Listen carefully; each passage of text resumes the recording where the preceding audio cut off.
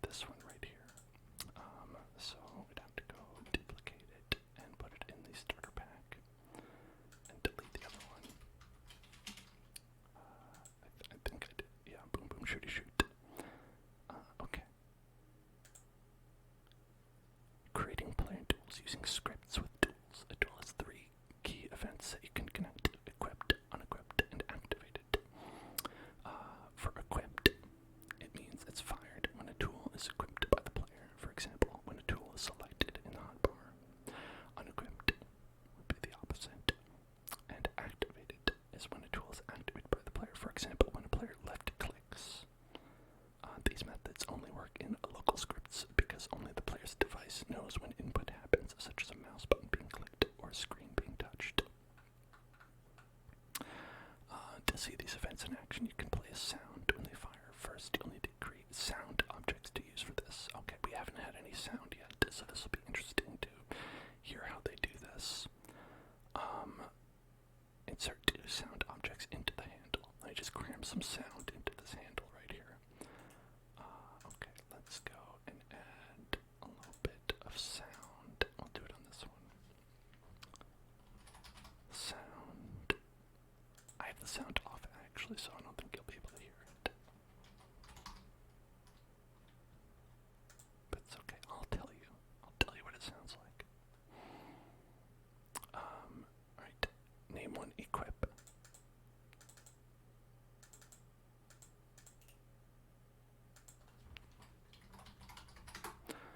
And the other one, I assume it's going to be, activate. Activate. Alright. Activate. Equip and activate. Now, Raccoon, I know that you are a bit of a pro here. So excuse the very basics that we're learning here. I'm, trying to learn along with perhaps anyone watching who might just be a little bit curious about how things like this work. Also, I'm very unfamiliar with anything in this tool set.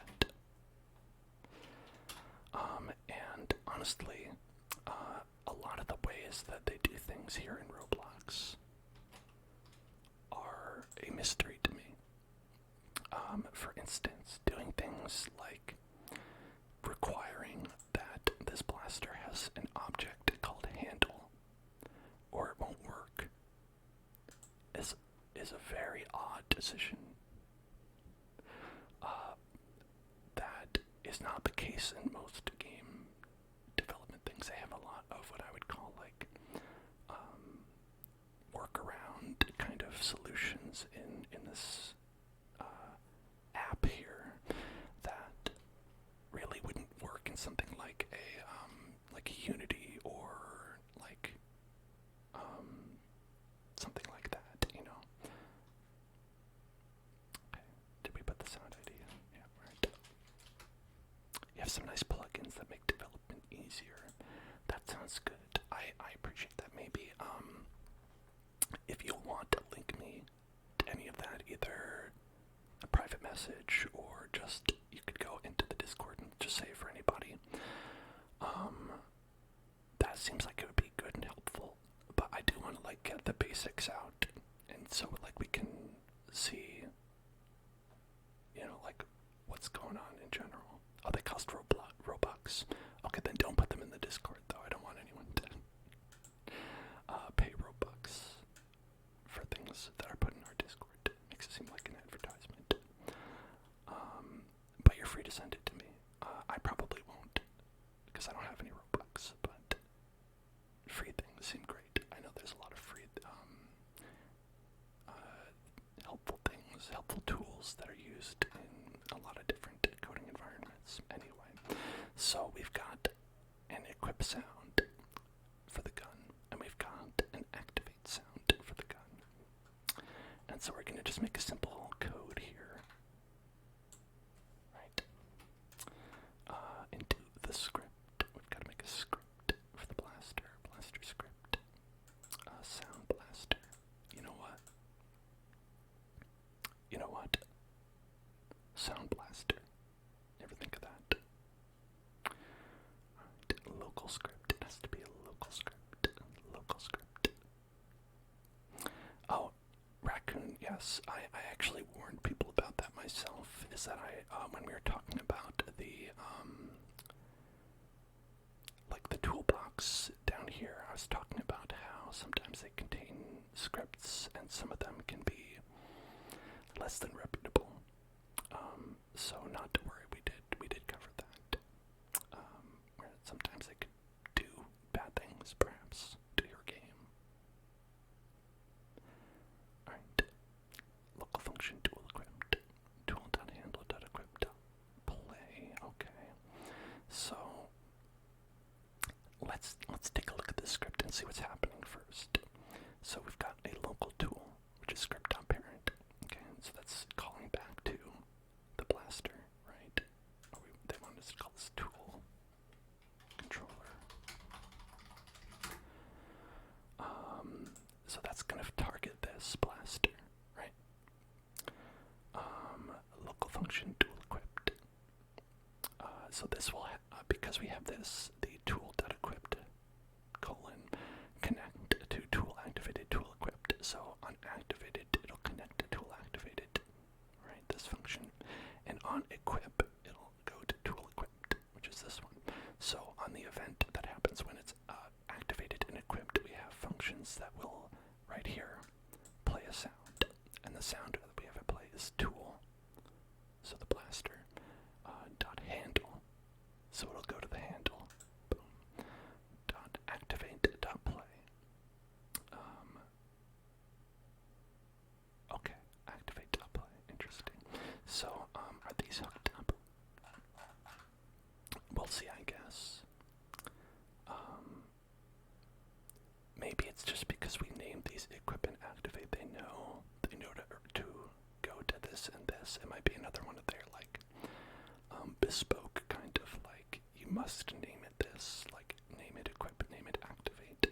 So if you're trying this at home and you have any trouble, make sure that you name them appropriately because I think that might be important. Okay. Yeah. So we'll do that and let's test it out. I'll test it out and we'll see. Right.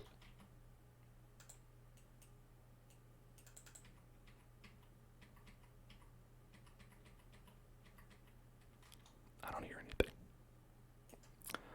Okay.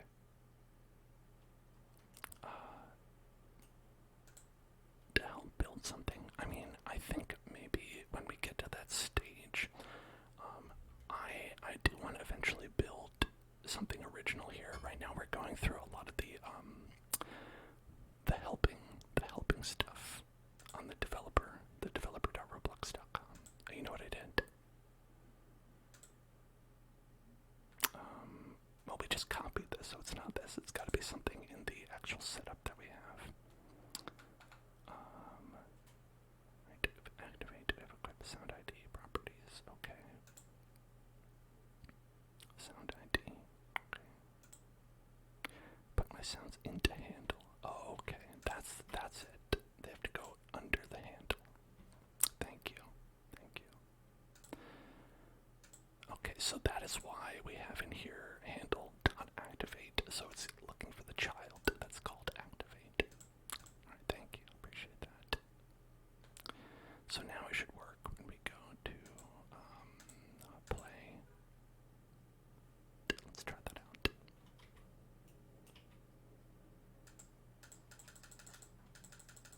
Alright, so now when I click, it makes a very, very loud pa-cha, pa-cha, pa-cha, pa-cha, pa-cha, pa-cha. And when I press 1, it goes chick, chick, chick, chick. I'm glad I have the sound off. It was very obnoxious, like many sounds that you encounter in Roblox games. Very loud. It was very loud, but we don't have anything to compare it to. Okay. I'm sure we could figure that out at some point. Let's go ahead with this. I mean, if it is simple to do, we could always do it. Does it have like oh, it has a volume right here actually. Right, equip, activate. Yeah, if we just turn this down like maybe like half.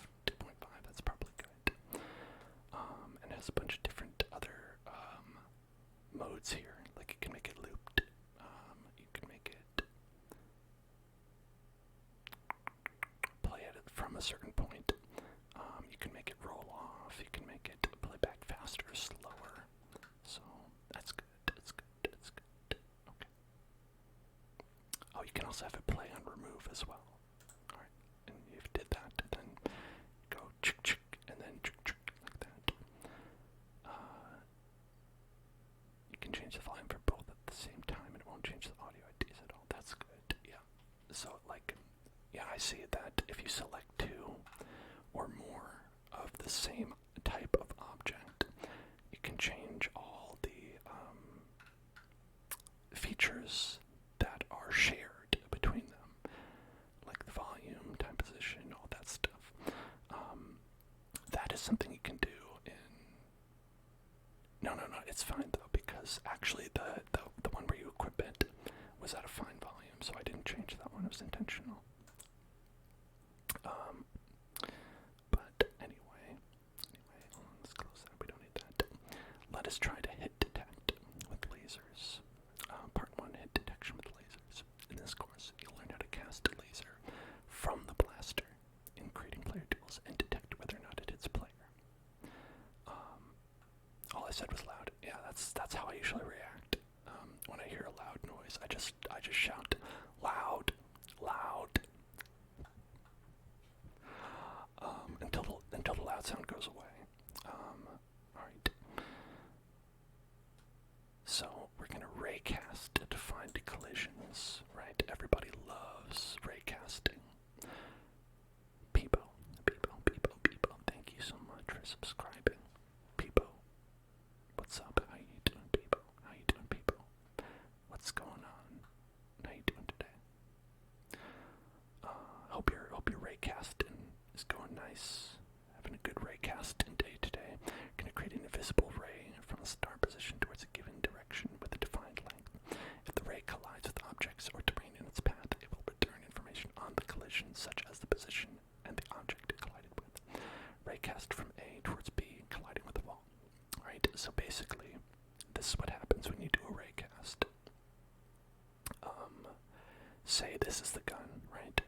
We would raycast forward, and it'll say what's the first thing that it hits, right? What's the first thing that it hits? If it turns out it's a wall, it'd be like you hit a wall, dog, and you would not hit a player. So even if there's a player here, it would tell that there's a wall before it, so the player's fine, right? Whereas if there was nothing in the way and B is the player, it would go pop and it would hit the player, right? So that's how you tell whether or not your bullets that you shoot in a game hit something. It's one of the ways. Sometimes they actually shoot physical bullets, but a lot of the games that you'll play, FPS games, will do this, which a lot of people call hit scanning, right? And it's one of the two ways that games will detect the detection. So finding the mouse location before a laser can be shot, you must first know where the player is aiming. This can be found by raycasting from the player's 2D mouse location on the screen directly forwards from the camera into the game world. The ray will collide with whatever the player is aiming at with the mouse. Open the tool controller script. Okay. If you haven't completed that course, you can download the blaster model. Oh, thank you. To add models. Oh, the toolbox. No, we're fine. At the top of the script, declare a constant named max mouse distance. So this is just going to be a arbitrary number that we do. That's going to determine how far a bullet can travel. I assume. I haven't read it. Create a function called get world mouse position. Get that world mouse position. Right.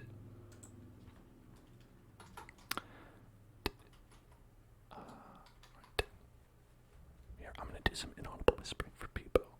So we'll just read this code and write it exactly as shown.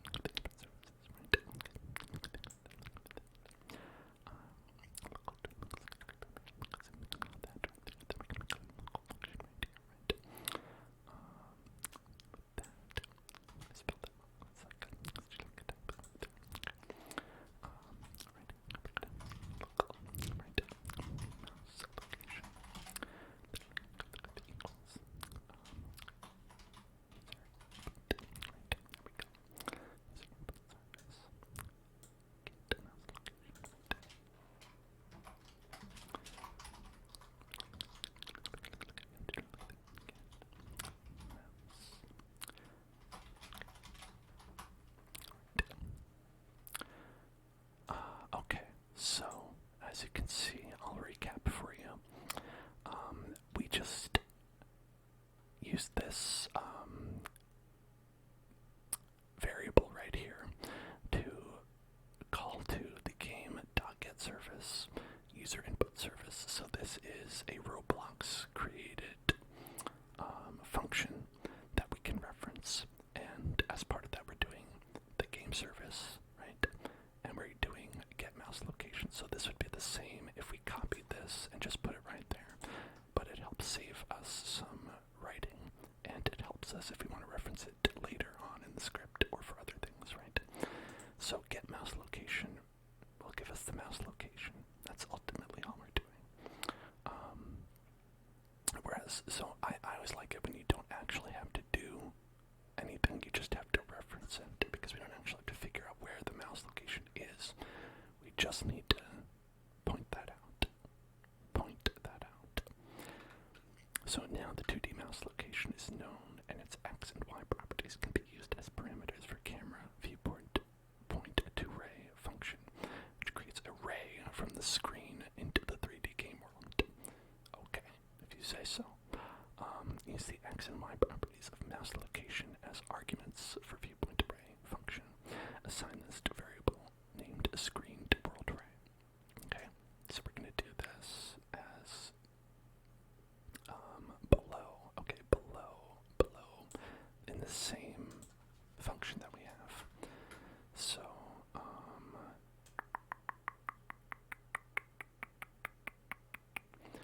local screen to world array equals workspace. So that's our workspace right here. Dot current. Current camera. Is that right? Current camera. Okay. So that's referring to our current camera, which would be this one. I guess you could have multiple cameras. This is one that's going to be the one that the player is using. Then we go viewport point to ray. Right. Okay.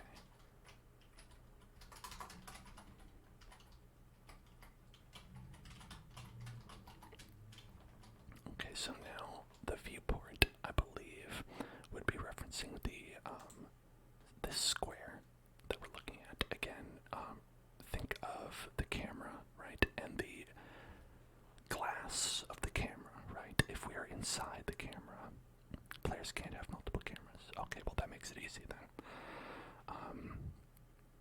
So the viewport will be literally what we can see on the screen. It's this little glass, if you could imagine, right in front of your face, right? So it's that glass that we're holding up. So that's the viewport, and it's going to point to the ray, and then we're going to define what the ray is. Mouse location X, mouse location Y, right? So in this sense, the ray is going to be coming from wherever the mouse is, right? So it could be up at this part of the screen, it could be down here, it's wherever you're pointing. Okay, so we're going to reference that with the mouse location that we just got, right? We just got that right up there, right over here. Mouse location dot X, then mouse location dot Y. I don't know if it needs to be capital. I'll assume that it does. It looks like it doesn't. It looks like it's okay, but I'm going to make it capital anyway because they have a capital over here. It's time to use the Raycast function to check if the ray hits an object. This requires a start position. Yeah, it usually is case sensitive. That's a good, yeah. Sometimes that can cause like an hour of frustration if you don't pay attention to it. And it's really easy to mess up. Alright, now what we're going to do is start position and direction vector. In this example, use the origin and direction properties of the screen to world array. The length of the direction vector determines how far the ray will travel. The ray needs to be as long as the max mouse distance, so you'll have to multiply the direction vector by the max mouse distance. Remember, we determined that an arbitrary number 1000 is going to be how long the mouse ray will shoot, right? Because you don't want it to go forever, because bullets don't travel lasers might, but you don't need it to. Okay, and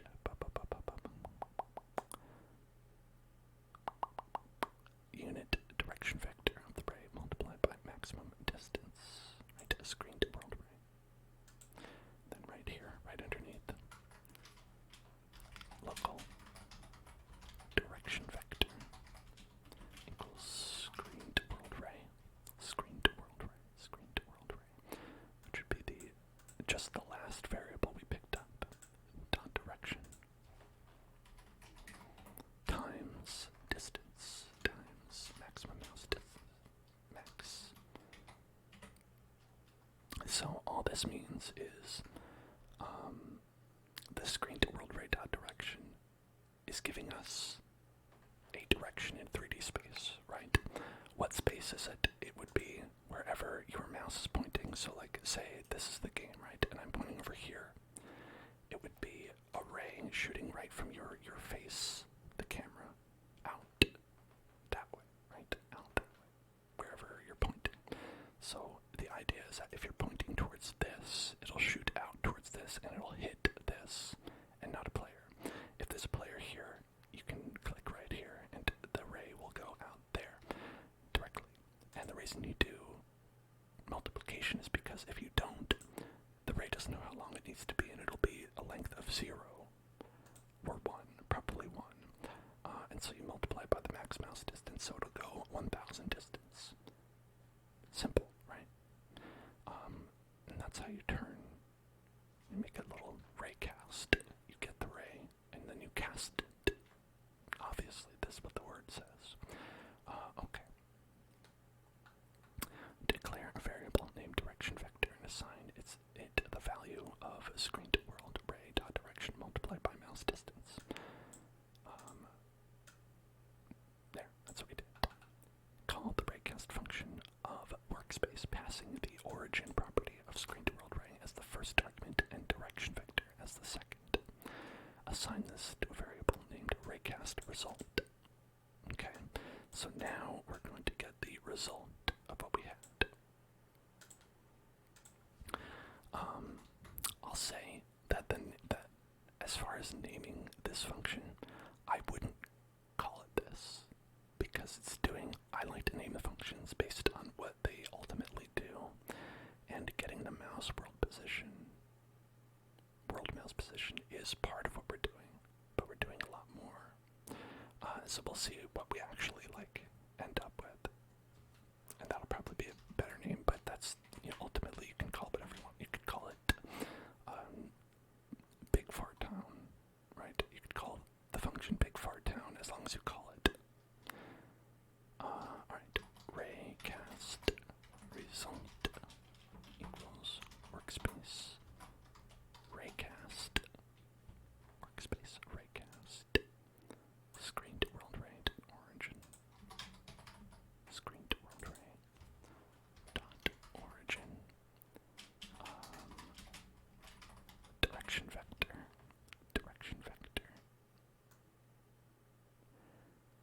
Okay. So, the Raycast result. This is where we actually do the Raycast function, right? Where you have the ray, and this is where it starts, the origin, right? Then the direction vector will be, this is how forward, this is forward for that, right? And so this is going to give us what did we hit, right? So it's going to tell us what we hit. If the Raycast operations finds an object hit by the ray, it will return a Raycast result, which contains information about the collision between the ray and the object. So this will give us a number of results, right? And it really depends on what the ray hit, right? So it's just going to be like a scanner. Think of it like a scanner. So when we do a Raycast, it doesn't have to be from a gun, it could be anything. It's going to scan forward, and it's going to tell us what is in that line. And it could be one thing, it could be 40 things. And so we have instance, position, material, and normal. So it looks like the Raycast operations find an object hit by the ray will return a Raycast result.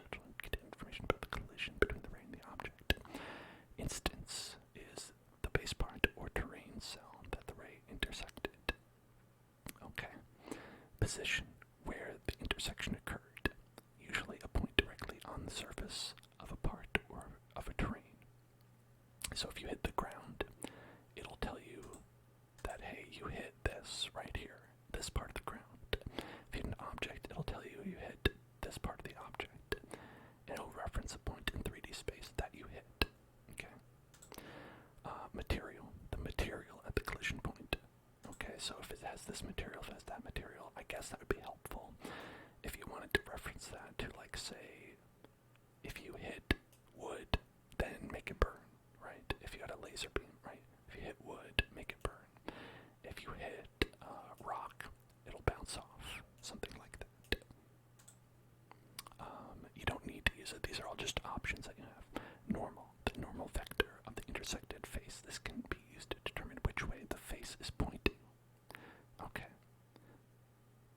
Self-explanatory there. The position property will be the position of the object that the mouse is hovering over.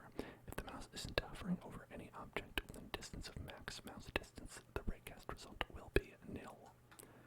Create a statement, an if statement to check whether raycast result exists. Right, because it won't have raycast result. Raycast result will be nothing if there is nothing, right? If you don't hit anything, there's no data.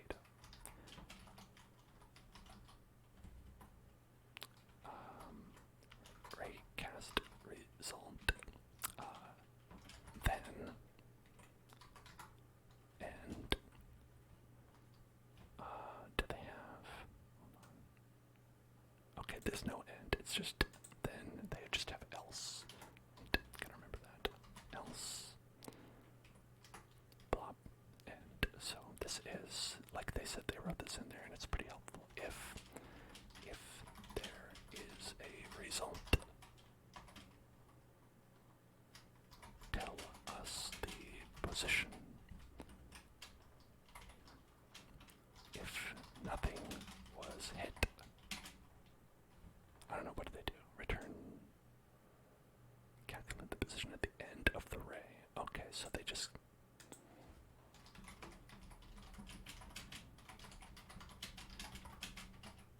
so we're just going to calculate wherever the ray ended up at the end of it. I don't think you need that. You might need it, you might not, but we're just going to get it anyway. Okay, so raycast result, then return raycast result, done. Position, else, return screen to world ray done. Origin plus direction vector plus direction vector. Right, so this will calculate what is at the end of the rainbow, right? If you go 1,000 miles or units or whatever, 1,000 because we picked 1,000 as the max mouse distance, what is at the end of that? Nothing. In this case, it's telling us it's nothing. Alright. So we have that. Now, this return is something that they haven't covered yet. But what this means is that you can return this fact with this function. So when we do get world mouse position, that means that we are checking a raycast, and you can, if you want, use this function to find that information out, right? Before we were using functions to just do something, right? Doing the raycast, making a platform disappear, making a platform reappear, something like that, moving an object. This time, you're doing this to essentially calculate something. We're actually doing both in this one. We are making a raycast go forward, and then we have the option to also calculate this and get the information back.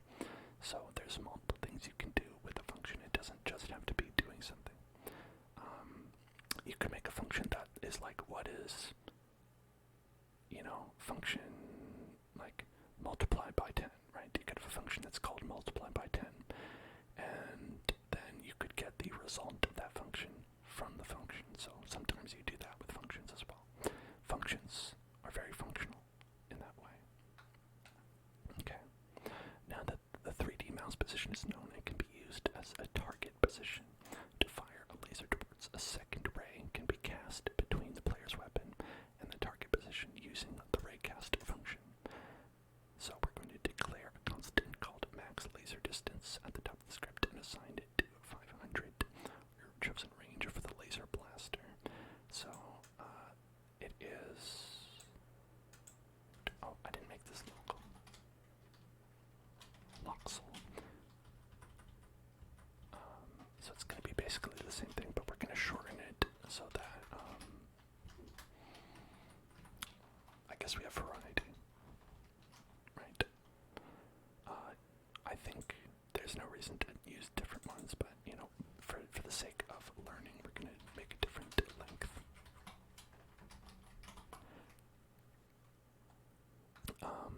Create a function called a fire weapon under the get rolled mouse position. So, okay, let's put that in there. Local function fire weapon, fire weapon, right? Local mouse location.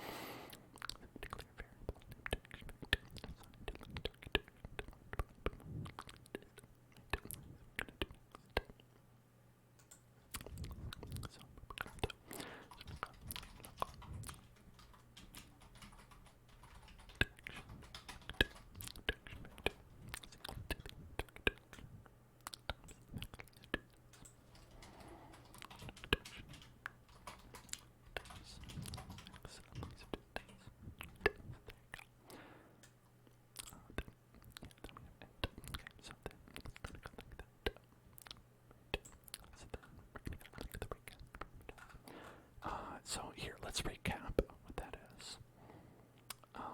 So ultimately, what we're doing is we're getting the direction from the ray gun, right? And again, I haven't read down, so this might end up being, I might need to correct myself later, but what I believe is happening is that here, when we shoot gun, right, we're going to do a raycast from our screen, right? Wherever I'm shooting, pew, pew, pew, pew, pew, pew, right? We're actually not shooting right out of the gun, right? We're telling it to shoot where my mouse is pointing. Okay, so we can actually aim it. And what we're going to do is we're also going to get the ray from the ray gun in that direction, right? So say I shoot this, we're going to get a ray gun that shoots out this way to that thing. So essentially we have two slightly different raycasts that we're doing. One is to point at whatever I'm pointing at with the mouse, right? And one is to point at whatever the laser should be shooting at and shoot there. So it's slightly a different thing, right? This is just the visualization of what's actually happening. When a laser shoots out of this towards this, what's actually happening is because I clicked boop, boop, boop, boop, like that, the laser's going to go boop, boop, boop, boop, boop, boop, like that. Otherwise, the laser would just shoot forward, and it would be very hard to control. And you could do that. You could also do that. There's nothing wrong with that. It's just, this is why we have this extra step, in case you're wondering. And so, as you can see, what we're doing is we have the mouse location that we have right here. Hello, Skywalker. Hello there. Hello there, Skywalker. Thank you very much for the bits. I appreciate that. Appreciate that. Appreciate it. So we have the get world mouse position. Okay. So that's our mouse location that we have in this fire weapon function. Right? Right there. And then what we're doing is we're making a new target direction. Okay. Tool.handle.position. So the mouse location is whatever we hit, as I said, and the tool.handle position is different from where we are selected in our mouse, right? And so we're drawing a different line, and then we're multiplying that like we did up here. Max mouse distance, max laser distance. Okay, so that's how we get the two separate, but working in tandem vectors. Okay, so different, but they don't have to be linked. We're linking them for visual appeal of the game, and I believe that's what we're doing anyway. I could be wrong. We'll find out. A Raycast Params object can be used to store additional parameters for the Raycast function. It will be used in your laser blaster to make sure the Raycast doesn't accidentally collide with the player firing the weapon. Any parts included in the filtered descendants instances property of a Raycast Params object will be ignored in the Raycast. Continue the fire weapon function and declare a variable called weapon Raycast Params. Assign a new Raycast Params object to it. Okay, so now we're going to get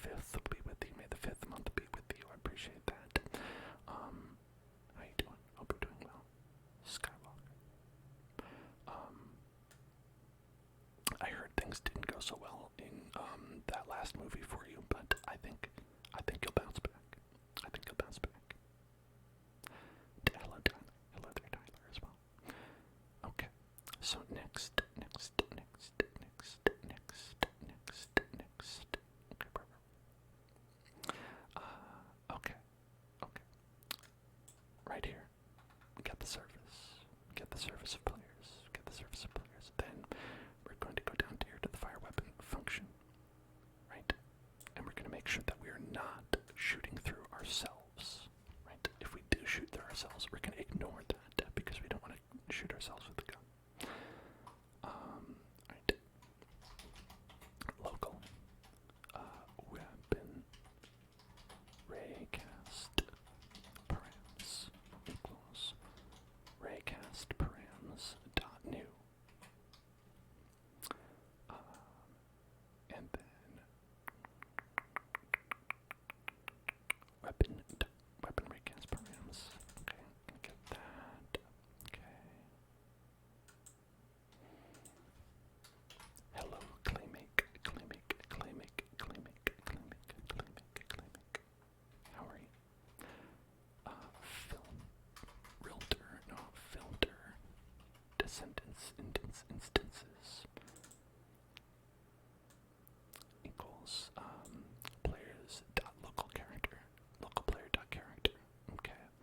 Again, something we were trying to find last time. Maybe I should have just continued to do this. Players local player dot character. Okay.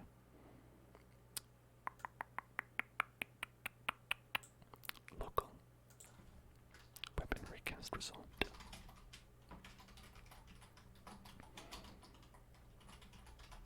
equals workspace raycast tool handle position direction vector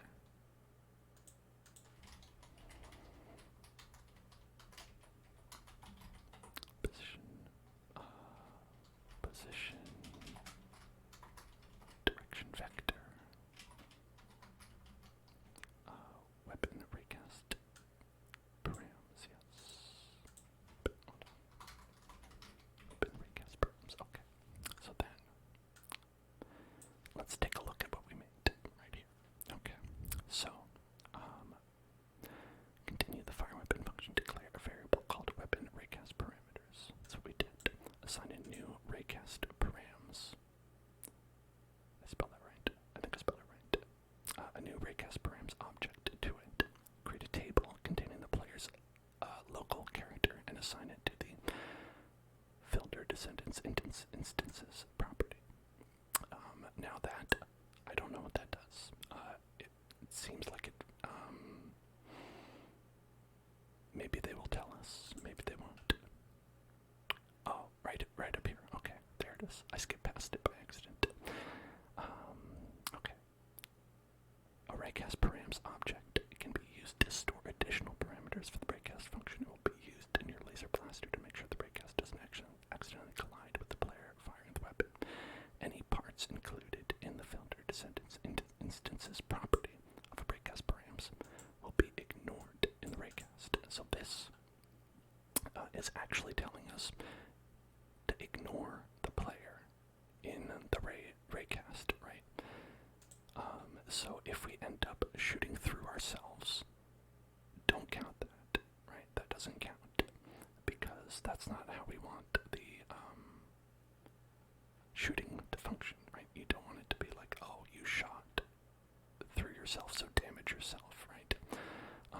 Now you might think that's hard to do, but depending on the positioning, you never know precisely what's going to happen. It's better to account for that than to not account for it, right? Because otherwise people will be like, I can't stop shooting myself, right? And so that's one way you can prevent something like that. And also, it could be a thing where it's like maybe you have a gun that can shoot through walls, right? Maybe you have a gun that can shoot through windows, right? And that's a way that you could also say, put that in there, and you could be like, okay, I want to shoot through the windows, so you put the windows in this list, and you say, just ignore it, just go right through it, boom, right? Something like that.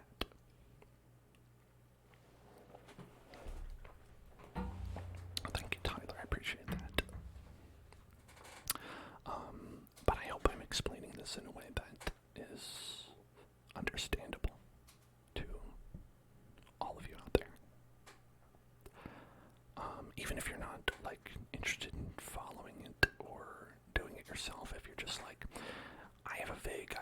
what's going on. That's good enough. I think that's good enough. Okay. So, our laser beam that we're shooting a laser beam.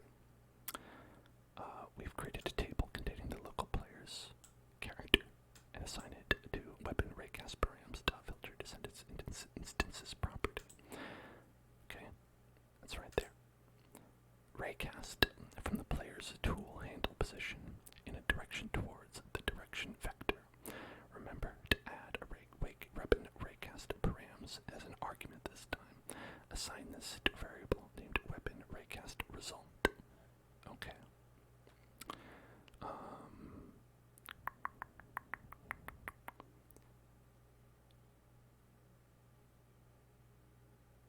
Yeah, okay, so we did do that. Okay, so we have weapon raycast result right here.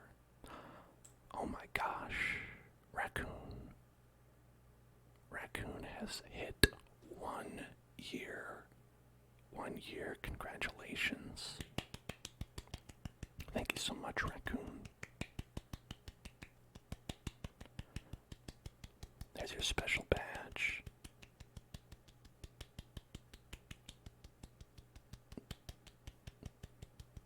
You got an ad. The fuck? Well,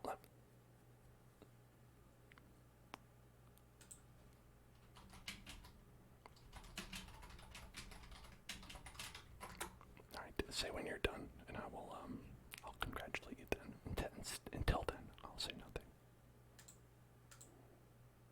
Okay, it's done. Alright, that's good.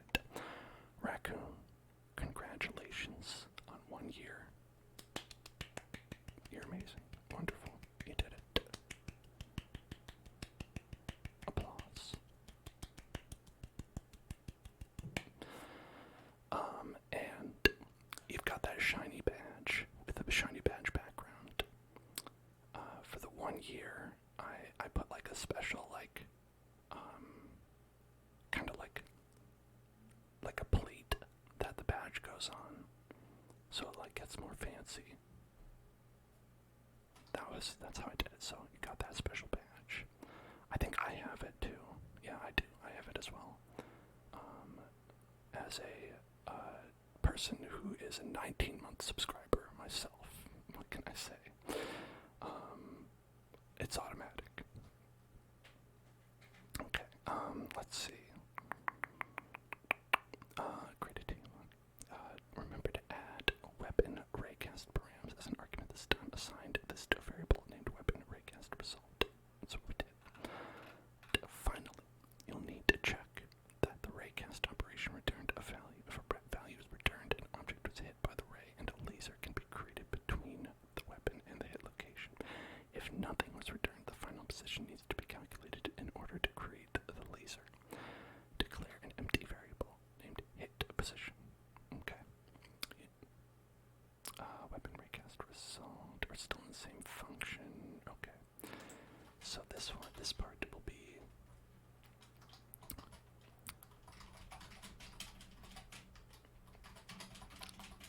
determine if an object was hit. Okay. That's what we're gonna do. It's just comment code. You don't need to write that if you're following along. Local hit position. If weapon raycast result, then and then hit position. So okay. So as you can see, we're doing basically this again. If there's a result, tell its position. If nothing was hit, blah blah blah blah blah. Right. So a lot of this is mimicking what we did here with slightly different. Remember, because we are doing this with the physical gun that we have in our hand and not the point on the screen that we have clicked upon. Okay. Okay. Alright. Okay. Okay. Okay. Alright.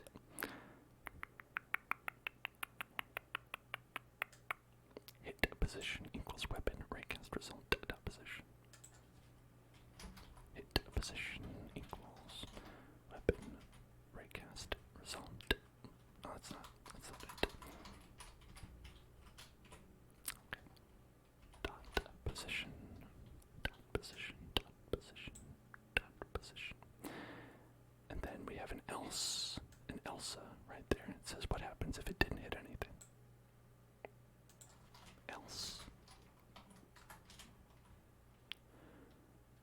got that money. Wow, that's a very nice animated GIF of some money rolling around. Okay. Calculate the end position based on maximum laser distance hit position. Tool dot handle dot position plus direction vector.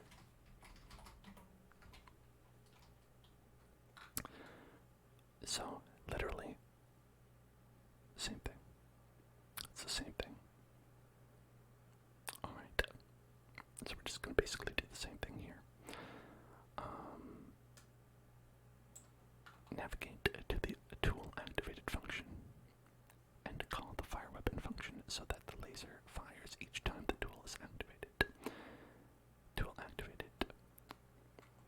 So, if we go all the way back up here to tool activated, we have tool, handle, activate, and play. That plays the sound of shooting a gun, right? In addition to that, we're also going to do fire weapon.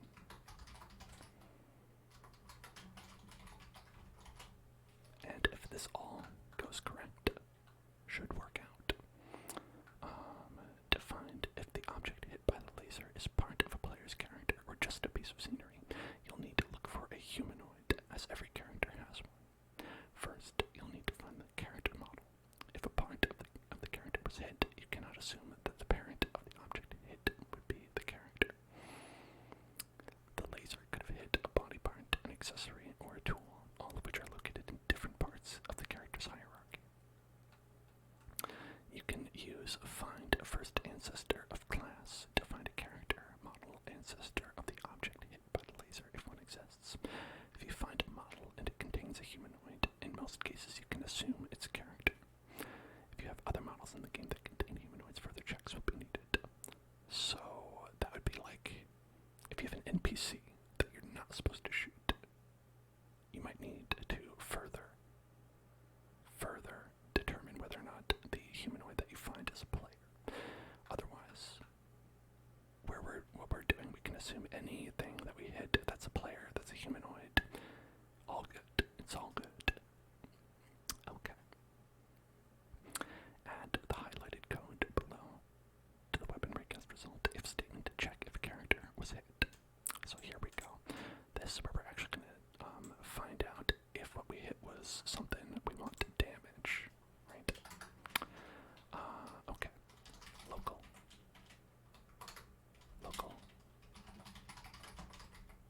character model equals weapon raycast result. Hey there, Tyler. Thank you for gifting a sub. Gifting a sub to Sentinel Blue. Sentinel Blue, congratulations on your subscription. And Tyler, thank you for gifting it. Very nice. Weapon raycast result. Instance dot find first ancestor of class. I'm gonna copy this. That's long.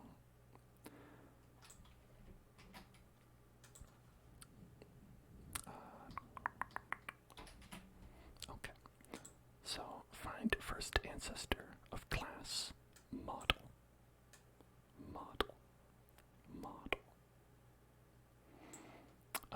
So this is going to look at whatever we hit, right? And it's going to look for an ancestor of class model. Now, I don't know what they mean by ancestor. Do they mean parent? Or by parent, by ancestor, do they mean like anything in the hierarchy? I think if we use our context clues, we can say that if a parent is like if the parent of activate is handle, then the ancestor would be handle and blaster and starter pack. Anything that's up on the tree, right? Because what's older than your parent? Your ancestor, right? So it's a grandparent, great-grandparent, great-great-grandparent, whatever's there. So we're just going to look up the tree and try to find something that is a model, right?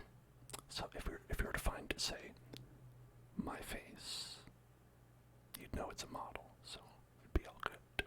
But if you find just like the blaster, the terrain, the camera, ignore it. It's not a model, so who cares? Right. Alright, and then we're gonna go right here.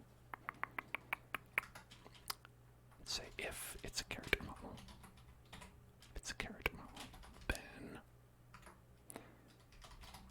local humanoid equals character model dot find. What would that be? Find first child humanoid.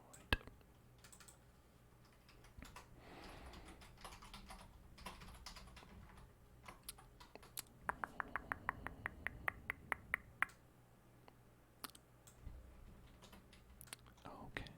Humanoid.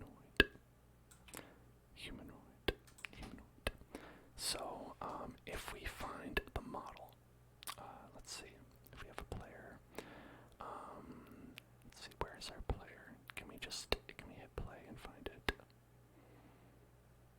There's this player right here. Okay. Where are we? Where's our player? Right there. Hellzone Club. Right. So we have the player that we have right here. With some scripts, player module, that, and so I think, the idea is that, yes, the parent is players, so we are linked to the players ourselves. That directly below in there is a humanoid, right? That's the actual physical body. So we're looking for the model, and that's going to be the, like, overall concept. This is you, the player, and the humanoid is going to be the programming, right, of that. If that sounds confusing, it's just because this is how Roblox has decided they want to lay all this information out. If you were programming this from the beginning, you could program it any way you wanted. And maybe, say, you're looking at this and you're like, I maybe would have picked a different way to do it. Then you might be me. You might be me right now. Okay. Then print.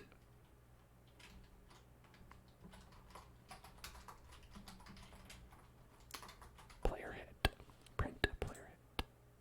Print player hit. End. Okay. Now the laser blaster should print player hit to the output window every time the Raycast operation hits another player.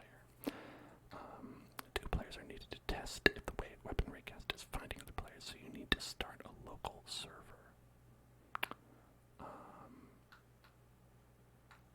Okay. So let's go ahead and do that.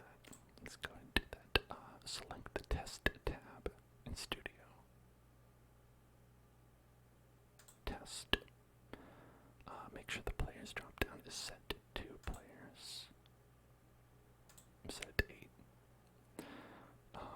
3 windows will appear. The first window will be the local server, and the other windows will be the clients for player 1 and player 2. Okay, never mind. That seems like too many. 2. I don't want that many windows.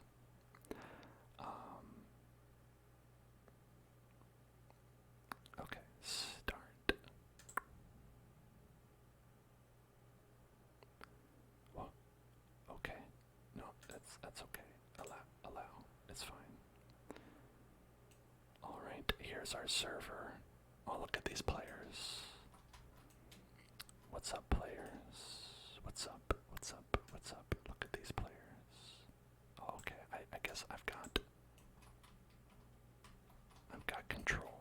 Okay. Alright.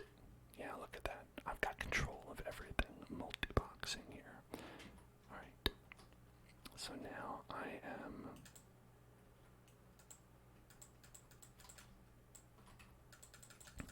I'm shooting. And I don't know where, again, okay. In the output, where is the output? I don't know where the output is. It's the thing, so like when we click,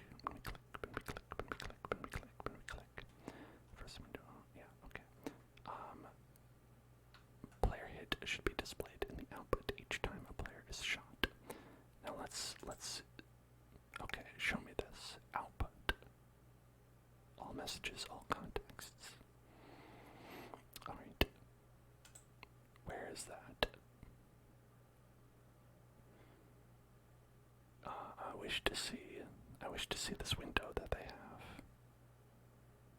Could we go to view? Watch. Could it be, it's called the output, okay. Right here.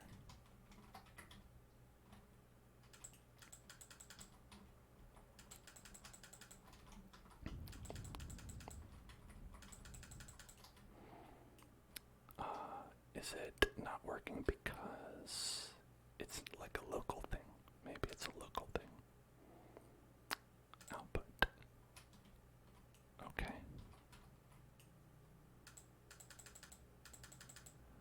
Something's happening.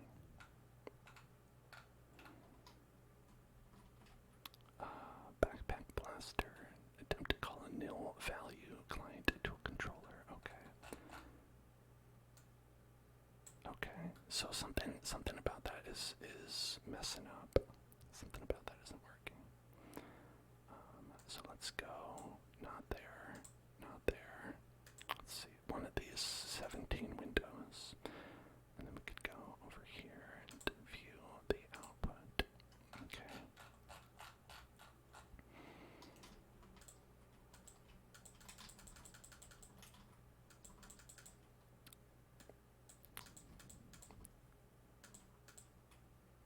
Okay. So fire weapon is attempting to call a nil value.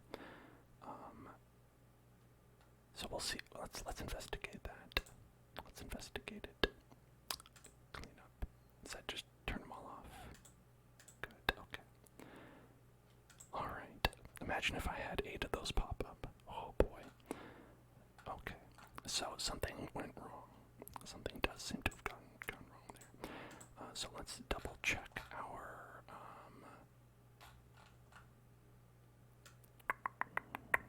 all of our business here. Local character model, weapon Raycast Result.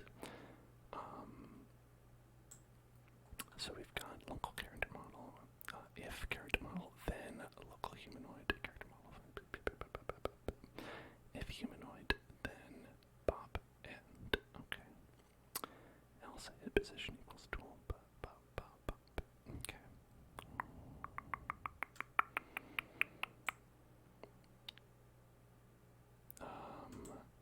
Copy. What is that? What does this do? Whoa, it makes it dark. And this is just that one section. Okay, check if any objects were hit. Local hit position.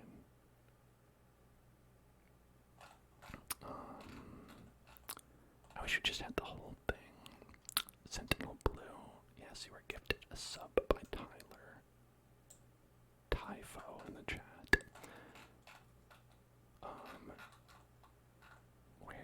Where is anything?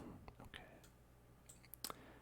Local function fire weapon. That's what's messing up. So there's got to be something about that is not completely the same, right? So let's zoom it out a little bit. Zoom it out a little bit and give it a good look. Okay. Fire weapon. Get world mouse position, right? Target direction equals mouse location minus tool dot handle dot position dot unit. Direction vector equals target direction times max laser distance. Local weapon raycast params equals raycast params dot new.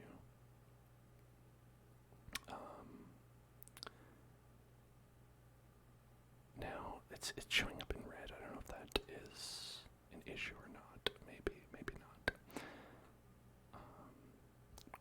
Local weapon raycast result equals workspace colon raycast tool dot handle dot position minus direction vector comma weapon raycast params. Okay, so that part's all fine. Trigger bright coconut.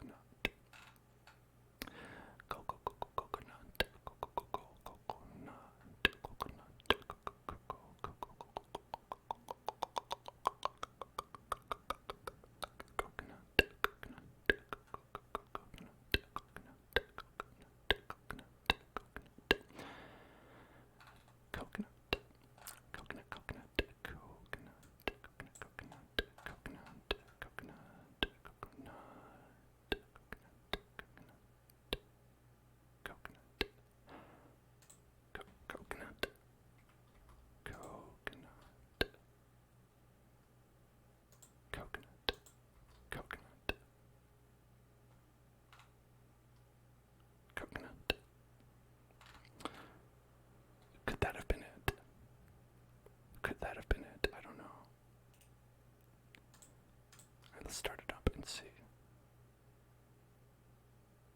Might there have been 2 parentheses when only 1 was required?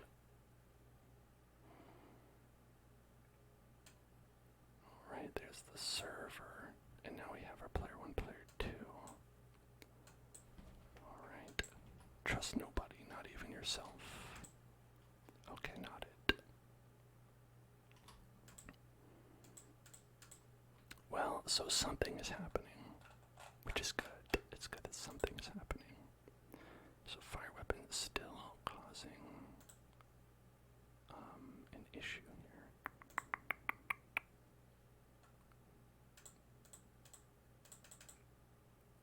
Okay.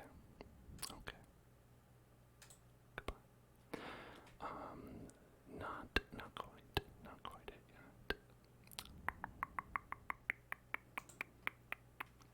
That blaster be a problem. I'm gonna get rid of that blaster.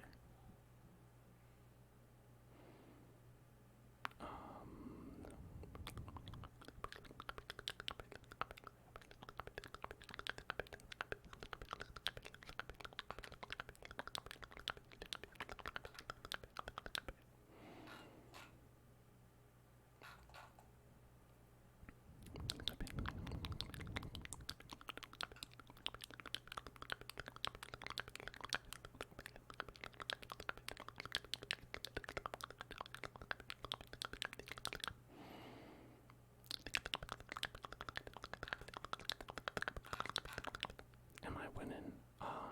Sort of. We're maybe potentially we have a little bit of maybe a code error somewhere, but it doesn't mean we're not winning. It doesn't mean I'm not winning. It means we have to figure out what is causing this. What's causing this? What's causing this? What's causing that? I do wish they just gave you a final, code thing at the end. Sometimes they do, but sometimes they don't. But I'm pretty sure we are all good here in terms of our declarations and all that.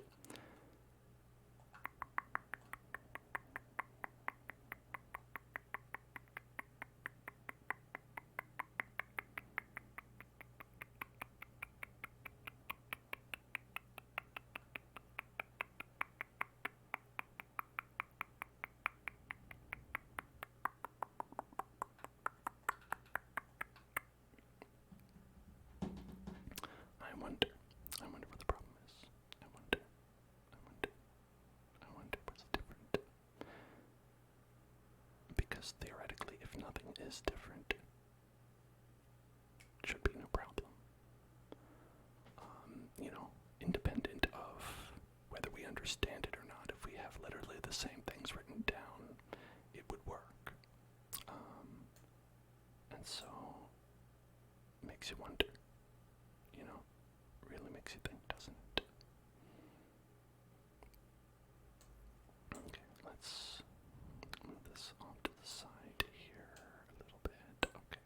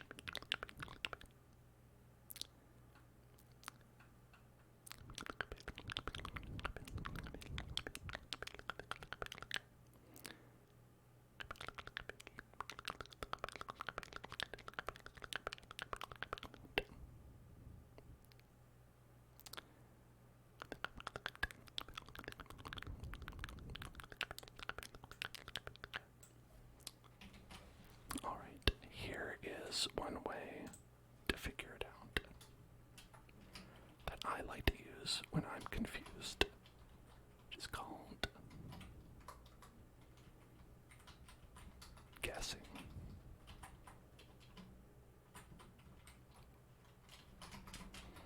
Alright, so what I'm going to do is we're going to print various steps and we're going to see where exactly the issue comes from, right? So fire weapon fires. We're going to get a world mouse position, and that'll be step 2. And then we are going to go down to here, and this will be step 3. And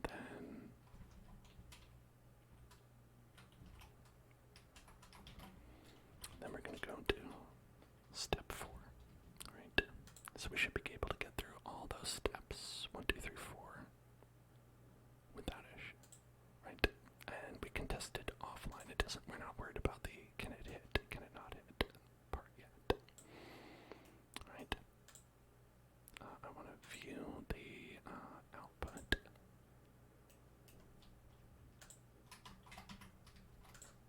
Okay. Backpack blaster, dual controller, attempt to call nil value, client, dual controller, okay.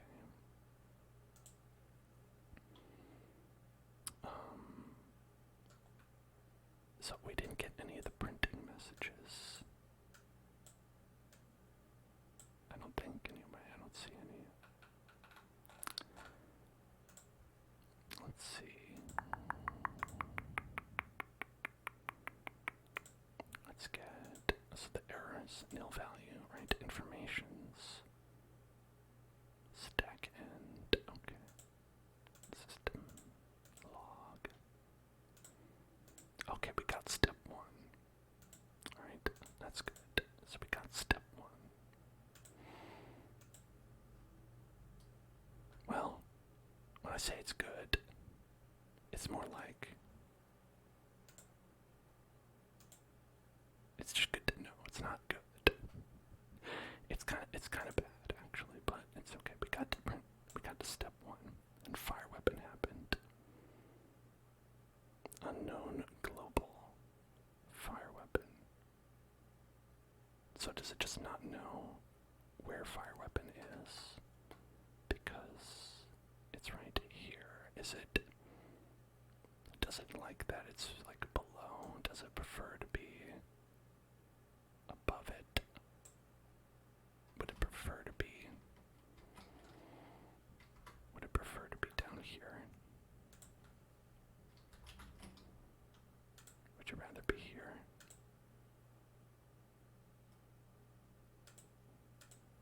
Okay. It likes that. Okay, so because fire weapon was here and we were calling it, they wanted us to have already declared it, right? So that's okay. Okay. I get it. Not happy about it, but I get it. Okay, so if this is in fact what the problem was,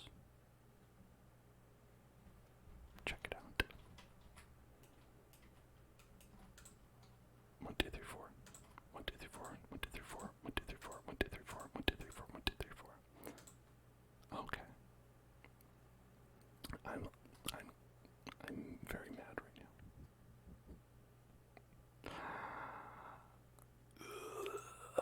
Okay. That's fine. That's okay.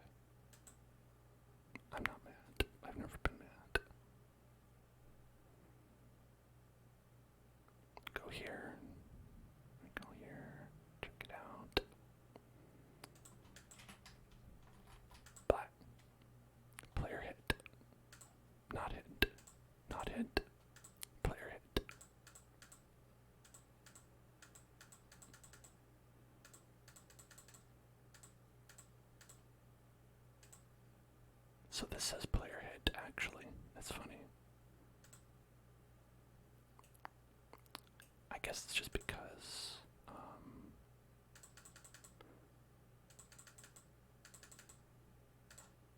player head there, but not here. There, there, there. If we go right here. Okay, player head. So it is drawing from the laser and not directly from the camera.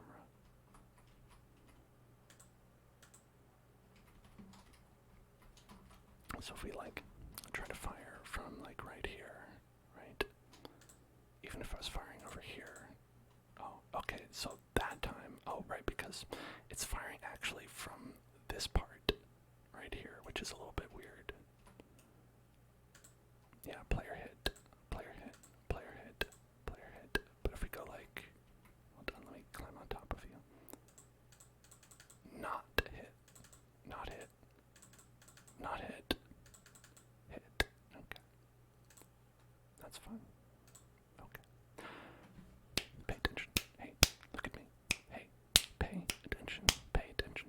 Hey, right over here. Hey, hey. It's time to get tingles. Time to get tingles. It's time to get tingles. Time to get tingles. Time to get tingles right now. Get tingles right now. It's time to get tingles. Time to get tingles. Get tingles right now. Pow. Get tingles right now. Pow. Get tingles. Okay, thank you. We solved that problem, and Skywalker suggests some deep breathing for others, for all of us, and I think that's a great idea. You know, just get it all out. You know, you build up stress, and when you find out that the solution is that you needed to put the thing that references this fire weapon, you needed to put that below where you actually have the local function fire weapon instead of above, and you're like, wow, I went through the whole thing like 5 times and that ended up being what it was. That's upsetting. Time for deep breathing, I see. Alright, so let's breathe in. Let's breathe in together. And hold our breath. And then breathe out.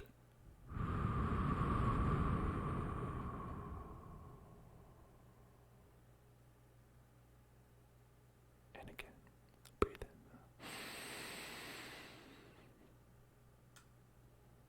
Hold your breath. And breathe out.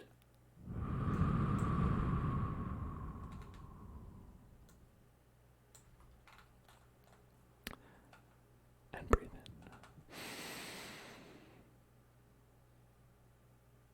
And hold your breath. And breathe out.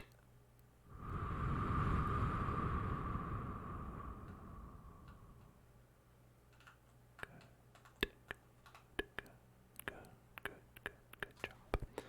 Good job. Let's do one more. Okay. Breathe in. All the way in. And now breathe out really slow. Alright.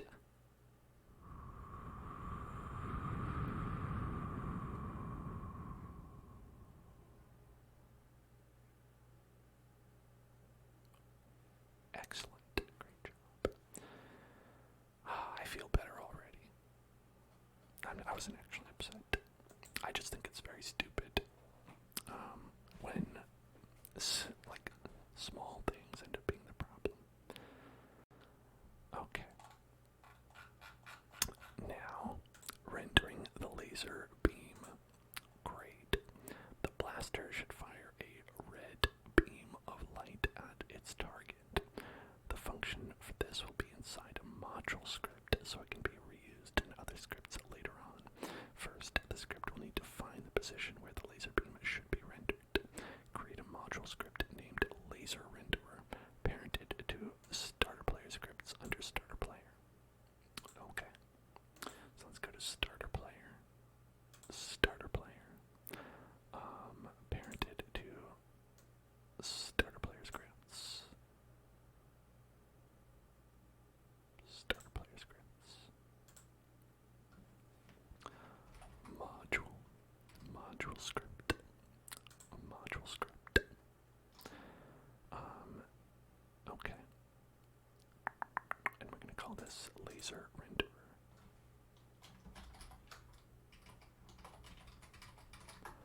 laser renderer, laser renderer, laser renderer.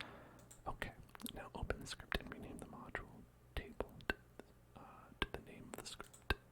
Okay. So, local laser renderer. It was a module, now it's a laser renderer module. I don't know what a module is yet. I assume it is something modular in nature.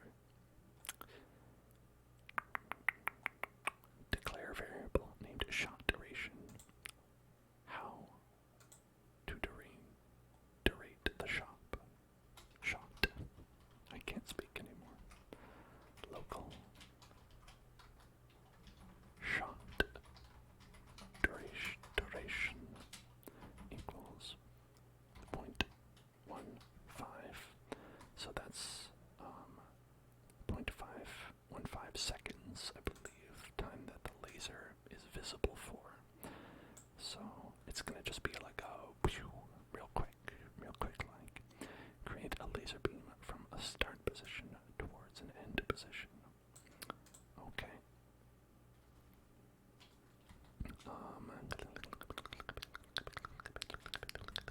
It's all above the return module. Okay. Function laser renderer dot create laser tool handle and position tool handle and position. Okay.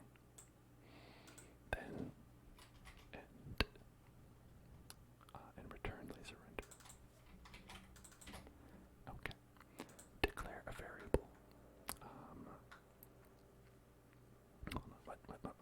Where are we? Okay, right here. Okay. Declare a variable named start position and set the position property of tool handle as its value. Okay. Function laser render local start position. Local start position equals tool handle dot position.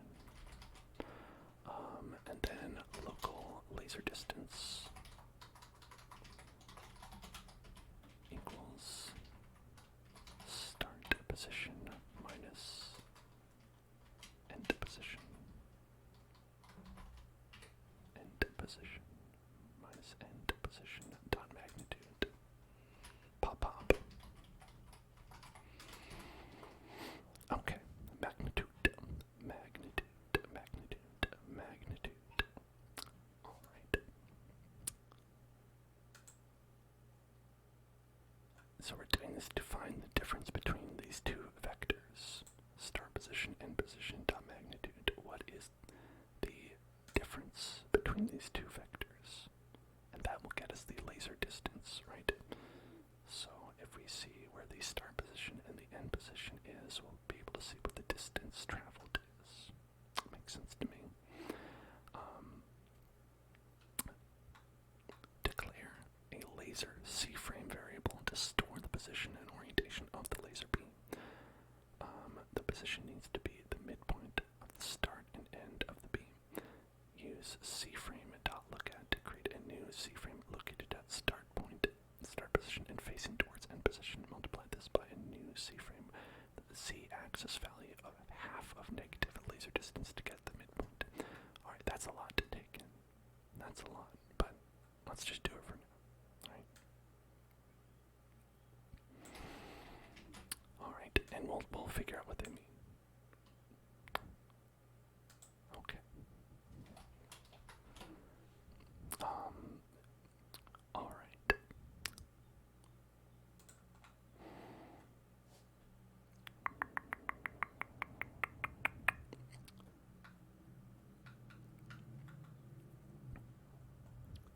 Okay, creating the laser part. Now that you know where to create the laser beam, you need to add the beam itself. Okay, so hang on. Let's look at what happened here. Okay. I don't know what C-frame is. They seem to say that C-frame, they don't seem to mention that here. C-frame is. But let's take a look at what's going on. So our function is called laserRenderer.createLaser at tool handle, comma, and position. So that is tool handle and position. If we look at this little diagram that they have, and they say laser C-frame. I don't know why it's halfway, but for them they say that this is an important place to locate. And so we do that here. C-frame.look at start position minus end position, or comma end position times the C-frame new. Alright, so this is to get this point right here, and they said this is where they want the laser to begin. I don't know why they don't want the laser to begin here, because that seems like it would make more sense to me, but I don't get it. Whatever. Maybe it's because they're like, oh, it's so fast you don't see it until it's halfway. Maybe we'll figure it out as we go along. But that seems to be what they are choosing to do here, without explaining it. Now a C-frame. Tell me what the C-frame is. Okay, this page is not a tutorial. Here you will find technical description of a C-frame data type to learn the basics in a friendly manner to see understanding C-frames. Okay. A C-frame, short for a coordinate frame, is a data type used to rotate and position 3D objects. As either an object property or a standalone unit, a C-frame contains a global X, Y, and Z coordinates as well as rotation data for each axis. In addition, C-frames contain helpful functions for working with objects in 3D space. Some examples of C-frame applications might be finding a far-off target point for a projectile, like the position of an enemy targeted by a player's laser blaster. That's what we did. Moving the camera so that it focuses on a specific NPC as a player interacts with them. Placing a status indicator directly above a player's head to show if they are paralyzed, boosted, poisoned, etc. Okay, an empty C-frame can be created with C-frame.new. That's that right there. At a default position of 0, 0, 0 in the game world, that would be like just neutral. Neutral 0, it's not where you want to keep it. To position a C-frame at a specific point, however, you should provide X, Y, and Z parameters to C-frame.new. In the following example, the red block object is repositioned at -2, 2, and 4 by overwriting its C-frame property with the values stored in new C-frame. Okay, so red block.C-frame equals new C-frame. So, this is a roundabout way of saying C-frame is equal to position and rotation, right? It is, yeah, so it is basically all that wrapped into one. So we're taking, instead of just declaring like where this is going to move, we want it to move here, saying we want it to move here and be facing this specific direction as well. Hello there, ASMNNNNA, hello, welcome to the stream, welcome to the Hell Zone, everybody. I'm Dan. We are doing some programming today, some ASMR programming. So get on your thinking caps. This is what mine looks like. Thinking caps. Put on your thinking caps and your tingling caps as well. Hope you had a wonderful stream. And I hope that you get some nice, relaxing rest after your stream. We're looking at all the complicated programmings of Roblox.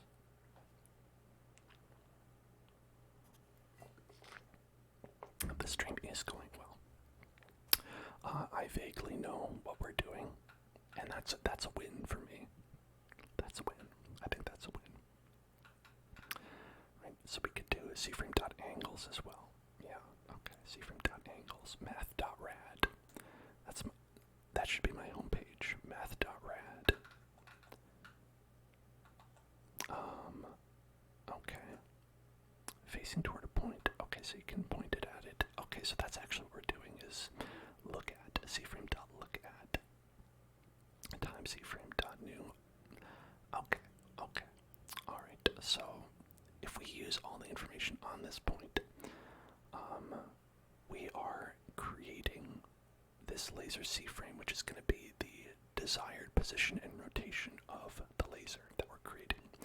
C-frame.lookAt is a shortcut to look at a specific point in the world, right? So this, we're looking at, we're positioning it as though we are at the start position, looking at the end position. So if you look back at this, instead of pointing at, like, you know, up or down or left or whatever, we're saying the direction you should look is as if you were here looking down there, right? This way, the correct orientation. If you were to go straight from the laser beam to the end position, that's what this is. Start position, end position, C-frame.lookAt, and it's storing it in this right here. So we're not actually doing anything with that. We're just like basically, this is holding that information for us when we're going to use it later. And C-frame.new 0 minus 0 laser distance times 12 is to get us to this point. So it's like move forward, like you start here, look at this point, and move half the distance, and that'll get you right here. And as to why we're putting it here, I don't know, but that's how we're putting it there, and that's really what's important. Laser distance equals start. Yeah, okay. Laser distance is start position minus end position times magnitude. Okay. Start position is the tool handle dot position. Yeah, okay. Correct. I've told you correct information. I've told you correct information, and I hope it is. I hope it is in fact correct. Creating the laser part. Now that you know where to create a laser beam, you need to add the beam itself. This can be done easily with a neon part. I love a neon part. Declare a variable laser part and assign it to a new part instance. Okay. That would be right here. Let's go down a line and say local laser part equals instance dot new part. Instance dot new part. So we're gonna make a new part. And instance will actually create an object, as we were doing that a little bit before. We're actually going to create, obviously because we're shooting a laser beam, right? You have to create the laser beam object, and so we're going to actually do that from the code rather than, you know, making one. And so we're going to set the following properties of the laser part. How fun. Okay.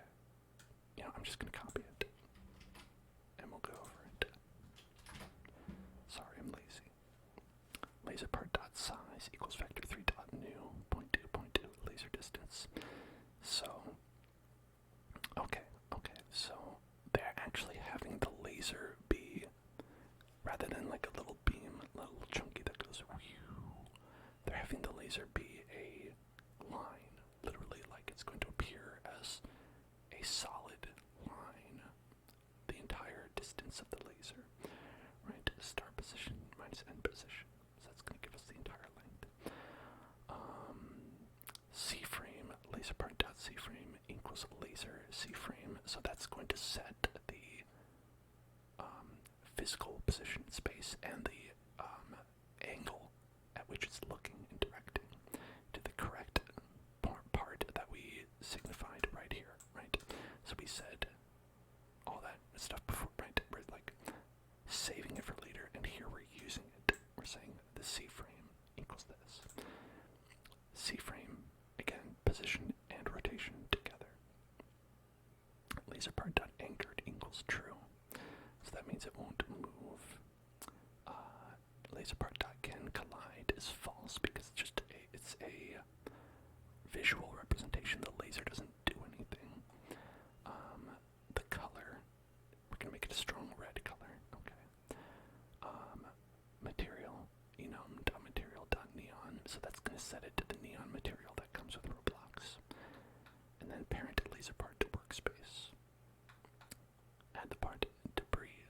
this, so it gets removed after the amount of seconds in the shot duration variable. So we're also going to remove it when it's done. And I suppose in Roblox terminology, debris means destroy. Game dot debris. And item. In some ways, this is harder than learning like C# for Unity, because everything is so like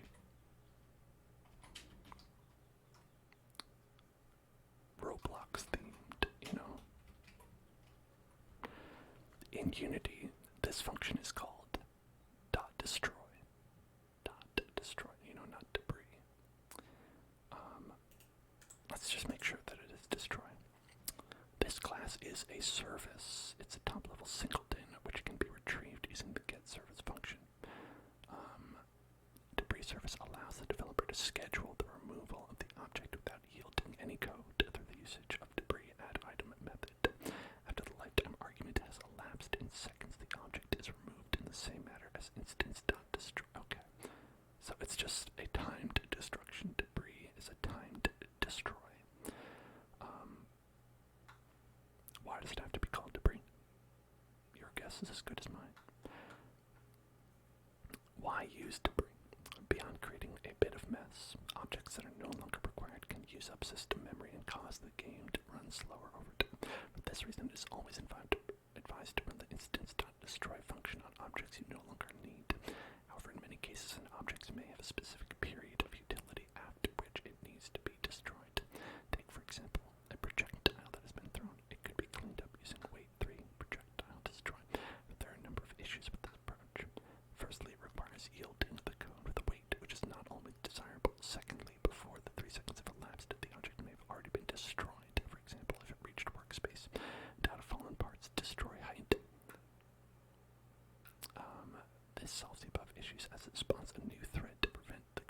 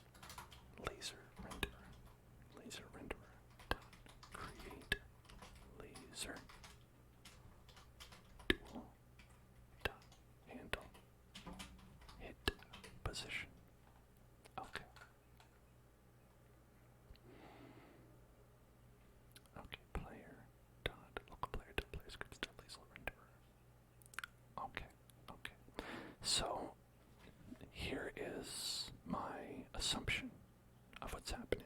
Okay. Require is saying that we're going to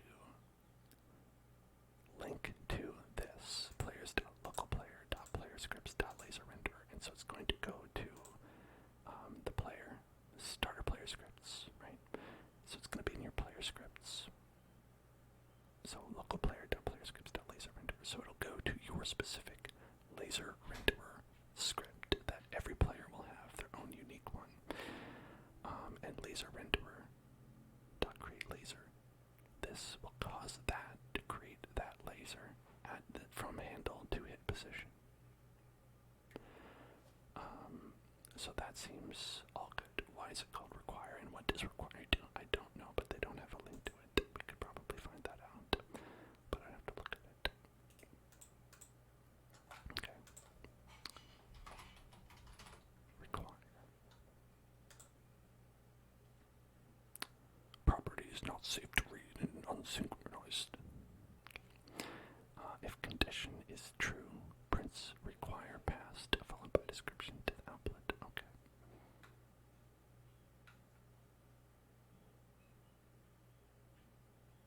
No idea. Right, that doesn't help me.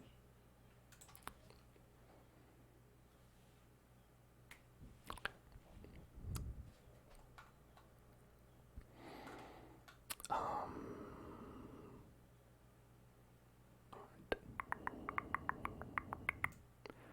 The point is, we should be able to do this now. We should be able to do that. Can we? Let's find out. Can we do it? Nope. Nope. Nope. Nope. Alright. Create laser tool to handle hit position. Okay, okay, okay.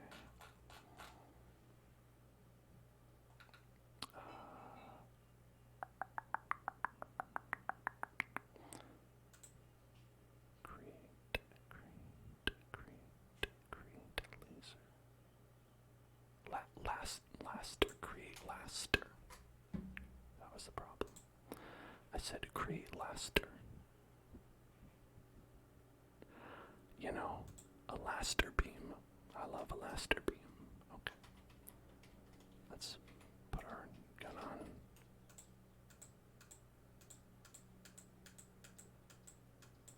There you go. Look. That's lasers.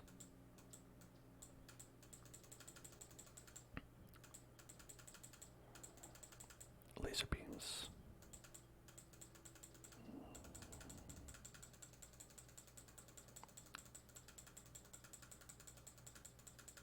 Laser beams.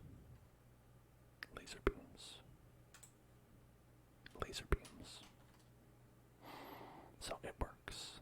It looks awful because it's coming out of the center of the gun. Actually, I believe it should be coming out of this part of the gun, like the handle.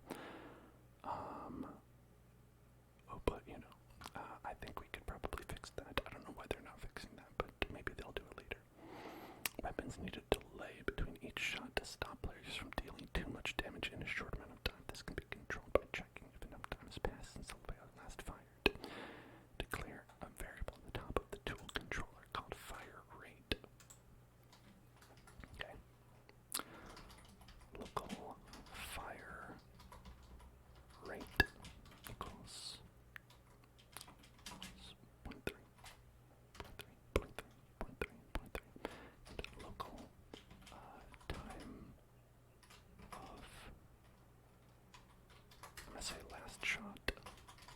Sorry, it's too long. Time of last shot. I would do last shot time, actually. I'm going to do. I don't like long variable names. Last shot time. Time of previous shot. I think mine is better. Hopefully we don't make anything go wrong. Twix Mofi would like some whispered affirmations.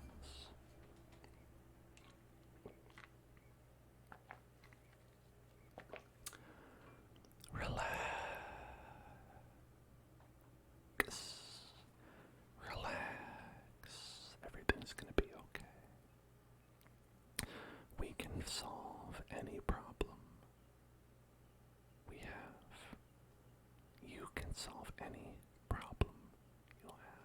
seem big. It might seem confusing. It might not make any sense to you right now, but you can figure it out. Don't give up. Don't give up. Keep trying, keep looking, and you can do it. I know you can. You're very strong. You're so strong. And you're hardworking. And you have been working hard. So just relax, relax, relax, and don't put so much pressure on yourself. You don't deserve that. You don't deserve all that pressure on you, all that pressure, all that pressure, all that pressure, all that pressure. Just relax and take it easy, okay? One step at a time, one line at a time. Whatever it takes, you can do it. You can solve any problem like that. Just stay calm, relax, and give yourself the space to do what I know you can do. Okay.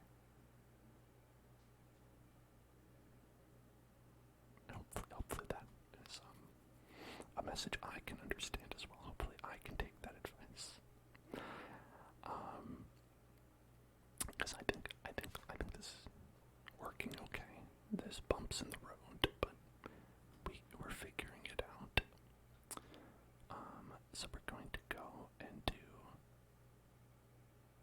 a little function here called local function can shoot weapon. Can shoot weapon. Okay.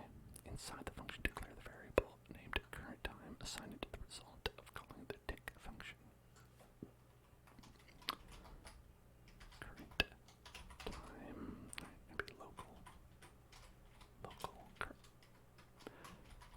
current time equals tick, tick, tick, tick, tick, tick, tick, tick, tick, tick, tick, tick. This returns how much time has elapsed in seconds since the 1st of January 1970.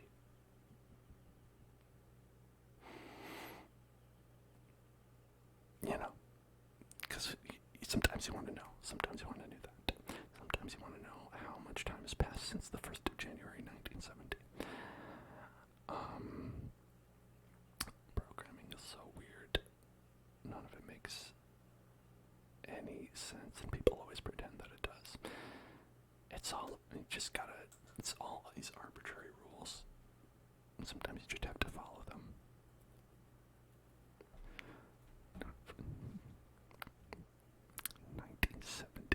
Kidding me? Okay. Subtract the time of previous shot from current time and return false if the result is smaller than a fire rate. Otherwise, return true. Okay. So, what we're going to do is say if current time is less than time of previous shot, then fire rate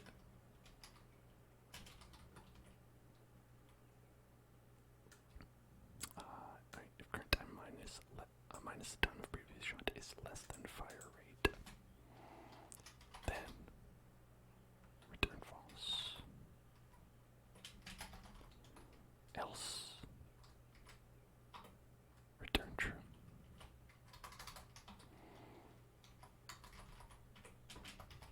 Boom. Wait. And return false and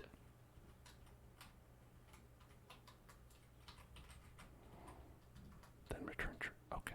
All right. Okay. So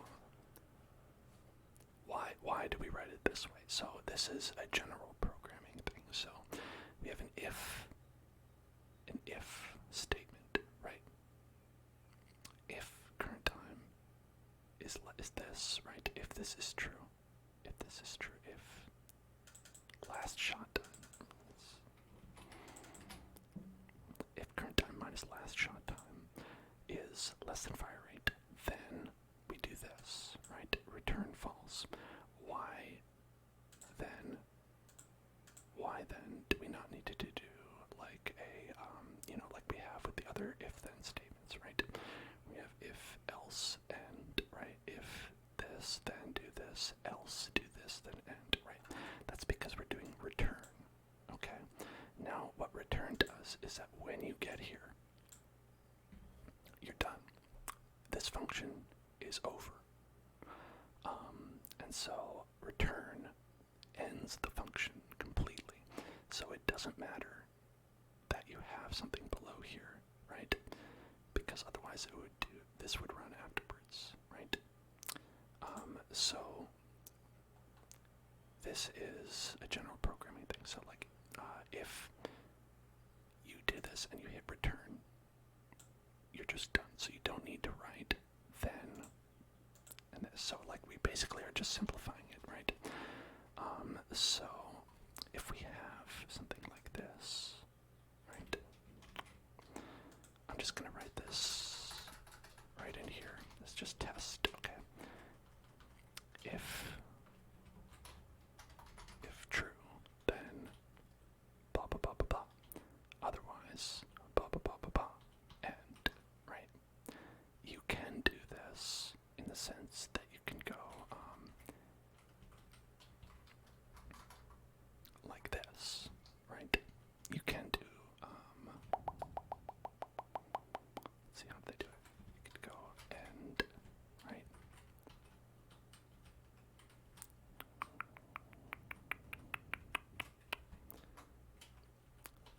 So I believe at least you can do it like this. So if you wanted to, you could save a little line because in principle, this is going to return. So you don't need to actually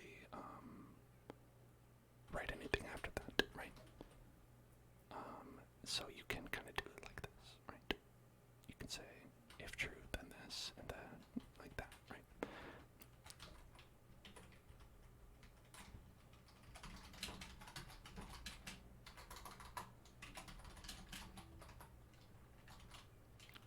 Okay.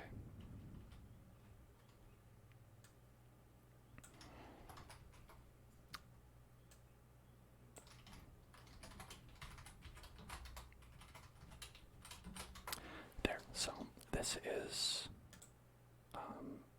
that summed up, right? You have local function fart. If true, then return true. End, right? And then you could say return false. So this is saying if fart is false, you skip past this and you just return false. Ordinarily, this would cause an error because this would just automatically run because you don't have an else in here. But because you have return, it's ending the function early. So you can have anything under here and you won't get it. So if you had fart equals good, how would fart be false? So it wouldn't be. The thing is that I just put if true because, if beans, right? So then if beans, then return true. Otherwise return false, right? Because it's always otherwise. So it really, in this sense, would depend on what beans is. So if beans, then return true. Otherwise return false.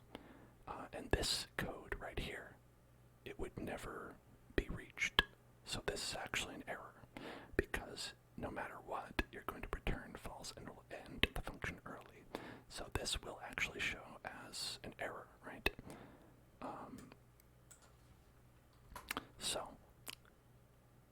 basically, if you wanted the fart function to work, right, you have if beans, then return true, otherwise return false. But the point is that return cuts it off, and so that causes things to be a little bit different, and that's why we have this being written in a slightly different way. if at first that is confusing to you when you're doing code and you want to just do it anyway, you can. You can. It's just important to understand the principles of why you can shorten it, and then eventually you'll become lazy enough that you'll just do it on your own. And that's the fart principles. Okay, now that fun diversion is out of the way. Hopefully that's helpful. At the end of the fire weapon function update, time of previous shot. Each time the weapon is fired using a tick. Okay, time of previous shot should be a tick. Yeah, that makes sense. Now, a lot of the time I don't do like this, tick equals the last time since 1970 or whatever they're doing. I just do time since the game has started, but they want to do this, so let's do this. So okay, at the end of the fire weapon function, right here, laser renderer. So right before that, right before the laser renderer, time of last shot time equals tick. Okay, so last shot time equals tick. So last shot time will always be equal to the current time, and you're updating it. The idea is that we're updating it every time we get a successful shot, right? And then if enough time has elapsed, 0.3 seconds, right, has elapsed, then it will allow us to do another shot. If not, it'll say you can't shoot the weapon, and you'll have to wait the full 0.3 seconds. And we could change that. We could make it 0.1, we could make it 10 seconds, right? Whatever you want to do. Okay, so if you can shoot weapon, so tool activated. Let's see, where is our tool activated? Tool activated right there. Okay, if can shoot weapon, then you do this stuff. And end. Right. Oh, I forget, they don't do the parentheses. They don't do the parentheses here. Okay. I always do the parentheses, but they don't use parentheses here. If you can shoot weapon, then you do this, and you do this. If you can't shoot the weapon because it has not been the full 0.3 seconds, then you'll try to shoot and it just won't work, right? When you test the blaster, you should find that no matter how fast you click, there will always be a short 0.3 seconds delay between each shot. I believe that will be true. Let's try. Hello, Bald Panda. Hello there. Hello there. Okay, so here. 1, 2, 3, 4. And now let's try to spam click.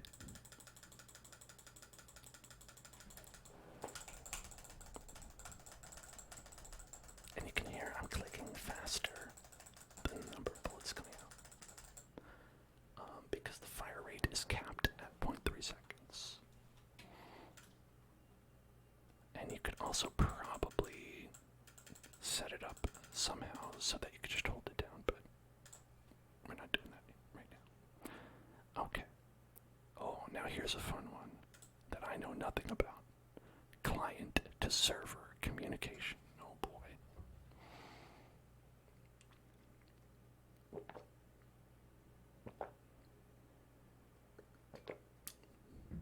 Clients cannot damage other clients directly. Must be kind to our clients. The server needs to be responsible for issuing damage when a player is hit. Clients can use a remote event to tell the server that a character has been hit. The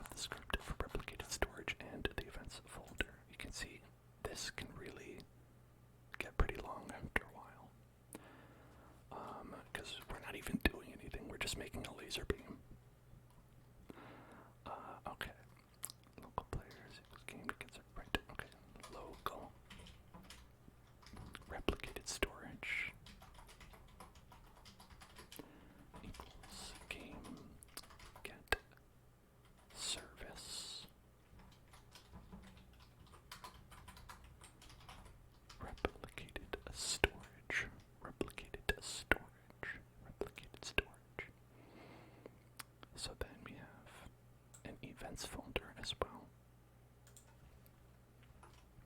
I'm just doing these in the order that we have them. I'm not following their weird order. If it ends up being a problem, then I guess we'll fix it. Replicated storage done. Events. Replicated storage events.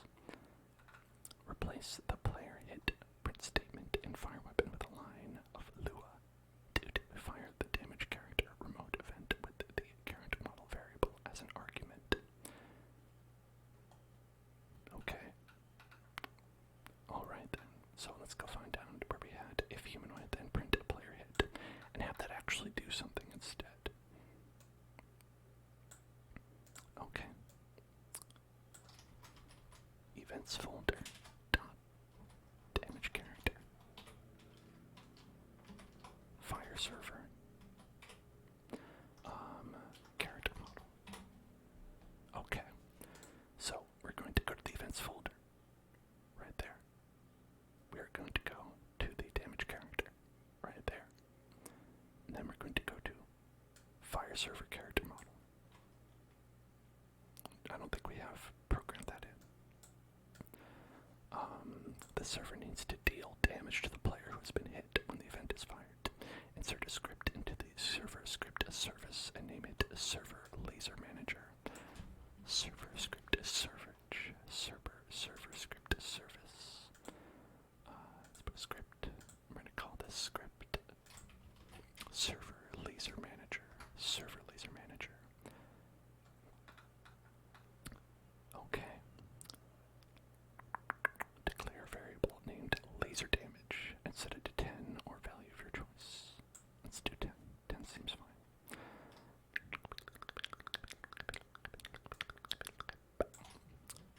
Okay. Triggerbird stump. Stump. Stump. Stump. Stump. Stump. Stump. Stump. Stump. Stump. Stump. Stump. Stump.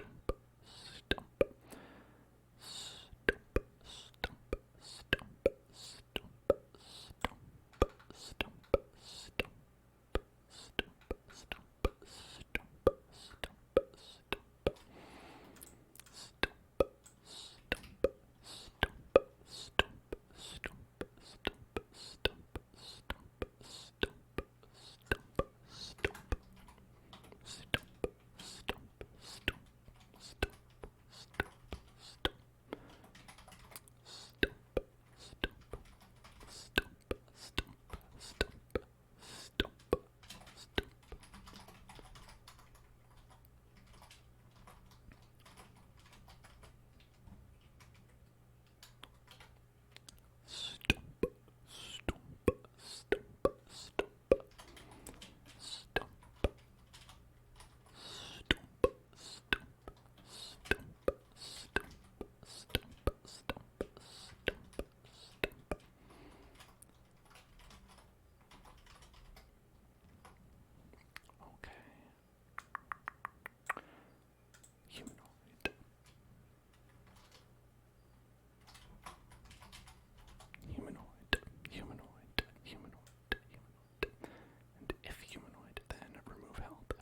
So this is like what we did when we damaged the player in our hill run game.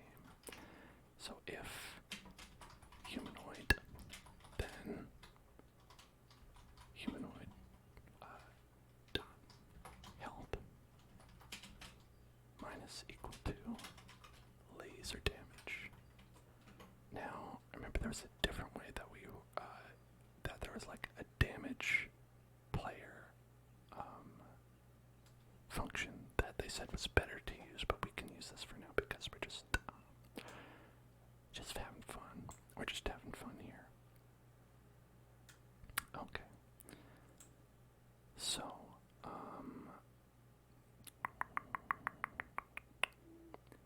we are creating a function called damage character with the player who fired and the character to damage. So we're gonna find the player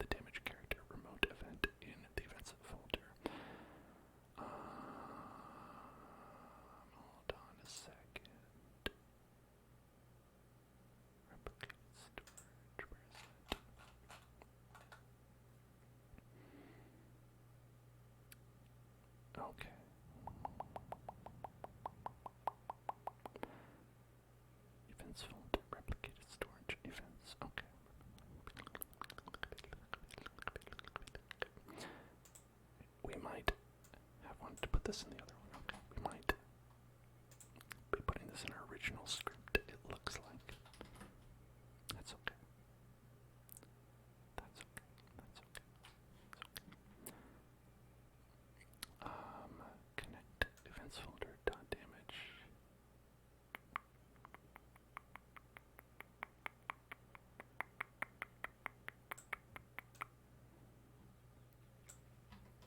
Okay, I'm a little bit, they didn't like say which one this goes into, but I think it's here. If not, we can change it. Events folder, dot damage character, on server event, connect, damage character. Okay, so then I'll connect it to that. I'll connect it there. Test the blaster with 2 players by starting a local server. Let's see. We know how to do that. Let's find out if it works or if there's a bug. And if there's a bug, I at least have an idea of what it would be. There's our server. Okay.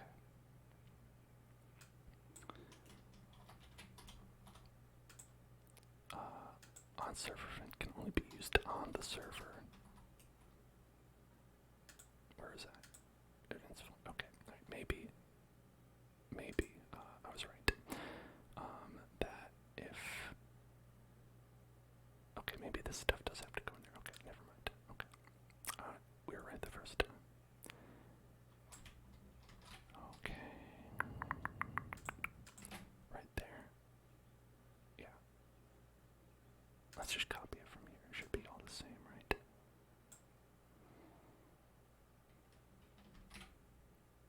Yeah, it's all the same. Okay. So then we're actually not doing this from here. Right. Okay. Should be like this. Should be okay. Hello, YK Mythic. How are you doing today? How are you doing? How are you doing? Oh, that silly little thing. He's always tipping over. Okay. Oh, look at that. Look at that. Getting messed up, boy. Getting messed up. Blat, blat, blat. Blat, blat, blat. That's right.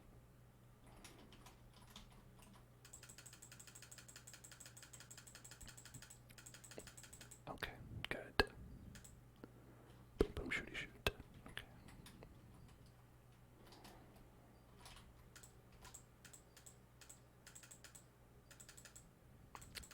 Now, one thing that you can see is that I am shooting, but you cannot, in fact, see it on the other screen, right?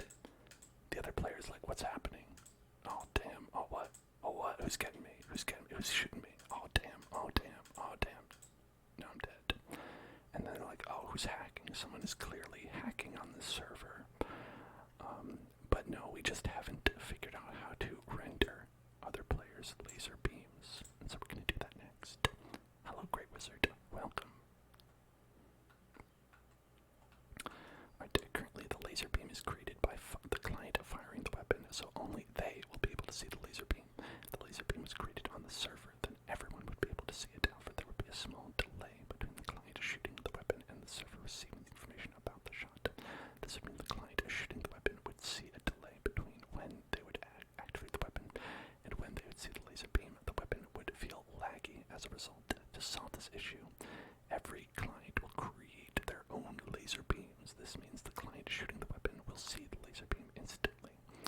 Other clients will experience a small delay between when another player shoots and a beam occurs. This is the best case scenario. There is no way to communicate to one client's laser to the other clients any faster. Okay. So, if that, I don't know if that made sense or not, but basically they're saying, here, we'll do it with this. We'll do it with this. We'll do it with this. We'll do it with this.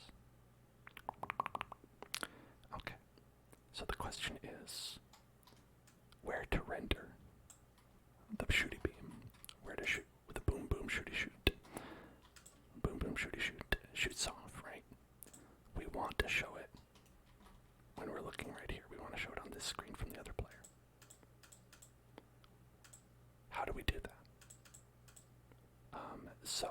they said one option is we render it here on the server, right? The problem is that, like, if we shoot on the server, we have this shootout. Both people see it because the server displays information to all the players, right? The problem is that there's a delay between the server and you, the client. So it'd be like I click, the information goes to the server says, make this, that information comes back to you, and then you see it. And the result is click, like that. It's like click, and there's going to be a delay, right? Maybe a long one, depending on how bad the lag is. And that's not fun. So what we're going to do instead is we're going to shoot, and then we're going to render on everyone else's screen, right? So I'll shoot, and then I'll send a message to the server to shoot it over to the player, and they'll see it, and theirs will be a little bit delayed. Theirs will be quite a little bit delayed, but as we're saying, there's no way to do it any different because that's the fastest we can get it to the other players, is by sending it to the server, then sending it to the players. That's just how it is.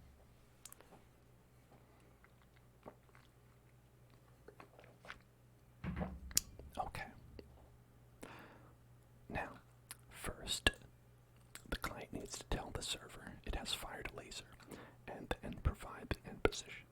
Insert a remote event into the events folder and replicate it as storage and name it a laser fired. Okay, remote event, laser fired.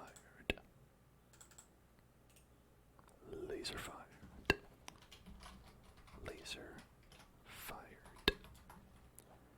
Laser fried chicken. Get some delicious laser fried chicken. Okay. And how to be. Does that not open up? I don't know. I don't know what's happening. Okay. Oh, I guess not. Okay, damage character and laser fired. They're just, yeah, okay, they don't do anything. And next.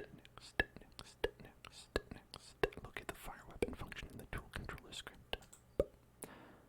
Fire weapon. At the end of the function, fire the laser fired remote using hint position as an argument. So we have our tick, last shot time equals tick, events folder, laser fired, fire server, hit position. Events folder, laser fired, fire server, hit position. Right. Got it. So it's going to go to the events folder. It's going to go to laser fired. It's going to go to fire server, hit position. And we're going to put that in there. We're going to add this to the server laser manager, I think. Oh, here we go. In the server laser manager script, create a function named a player fired laser. Damn player fired laser. Above damage character. Above damage character, because that usually happens before. That makes sense. Okay. And we are going to say notify all clients that a laser has been fired so they can display the laser. Local function of player fired laser, player fired end position. So it's going to tell us which player fired it and what the end position of their laser is. Connect to the function to the laser fired remote event. Alright, so just like we have right here, events folder, damage character, on server event, connect. So damage folder, on server event, connect. Boom, boom, boom, like that. Okay, so then we're going to do another one. Events fired, events folder, laser fired, on server event, connect, player fired laser. Right, so it's almost the same thing. We're just doing it in two steps. One is you fired the laser, one is the character got hit. So we're going to just tell all the servers, hey, somebody shot a laser. I'm not saying it hit anybody, for this to handle. This is just saying somebody shot a laser. Did it hit anything? Doesn't matter. We want to show it no matter what. The server needs the start position of the laser. This could be sent from the client, but it's best to avoid trusting the client where possible, because they hack. The character's weapon handle position will be the start position, so the server can find it from there. Create a function, get player tool handle. Above, the player fired laser function with a parameter called player. Okay. Let's just copy it.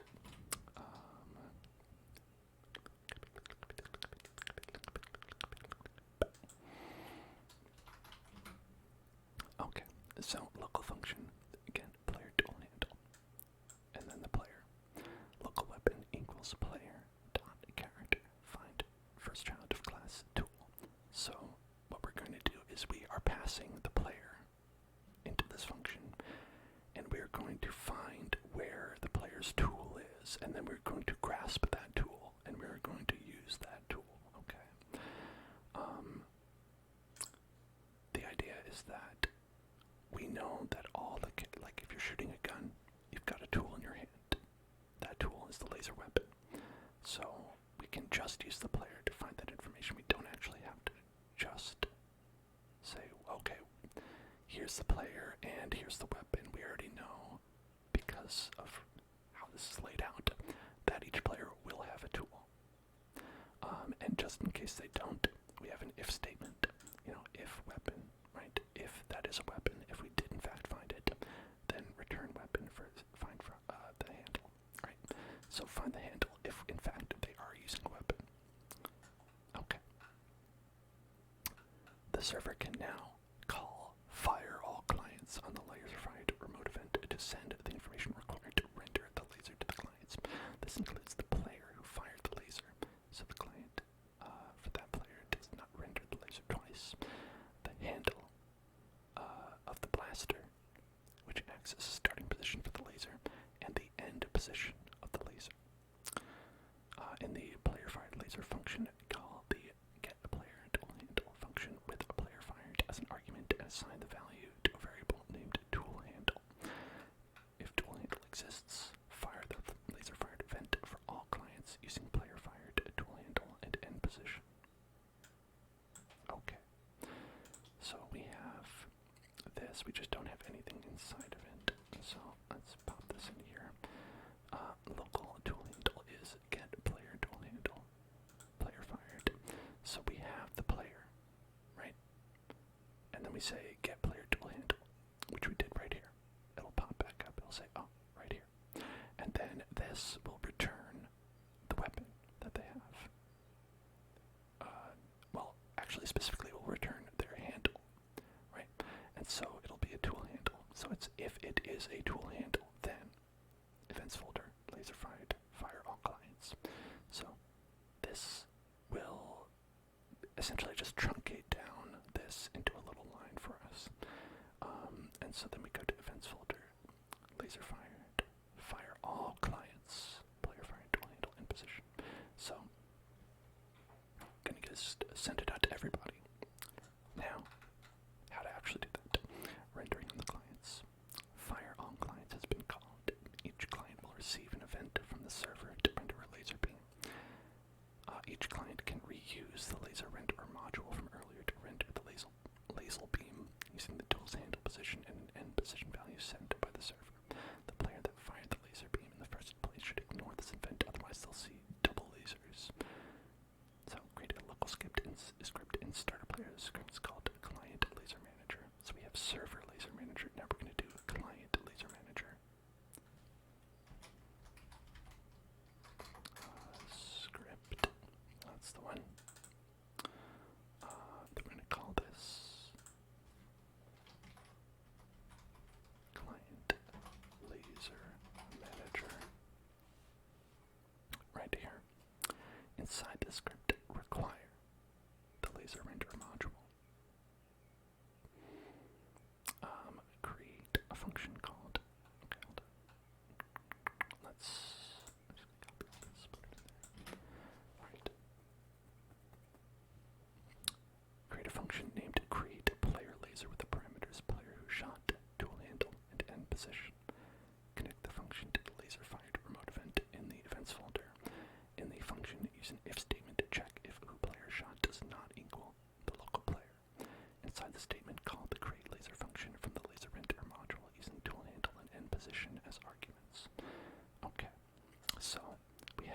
our local players.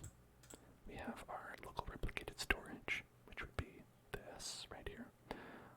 And we have our local laser renderer, which require, again, script, parent, wait for child, laser render. So script parent here, wait for child, laser renderer.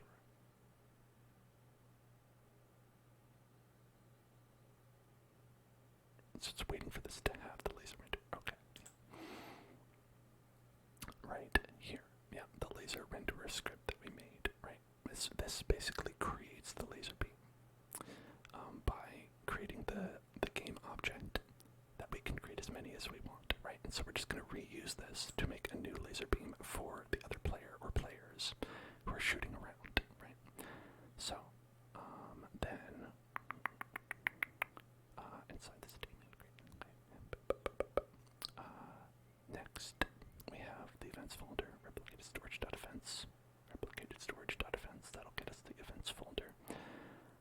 So then we have a local function, create a player laser, player who shot, tool handle, and position. As you can see, this is very similar to the player fired laser, right?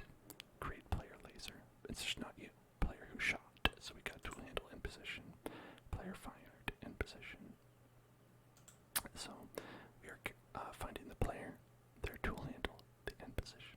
If player who shot is not equal to the local player, then laser renderer, create laser, tool handle, and position. So this will create a laser on their screen using the laser renderer function we have, right?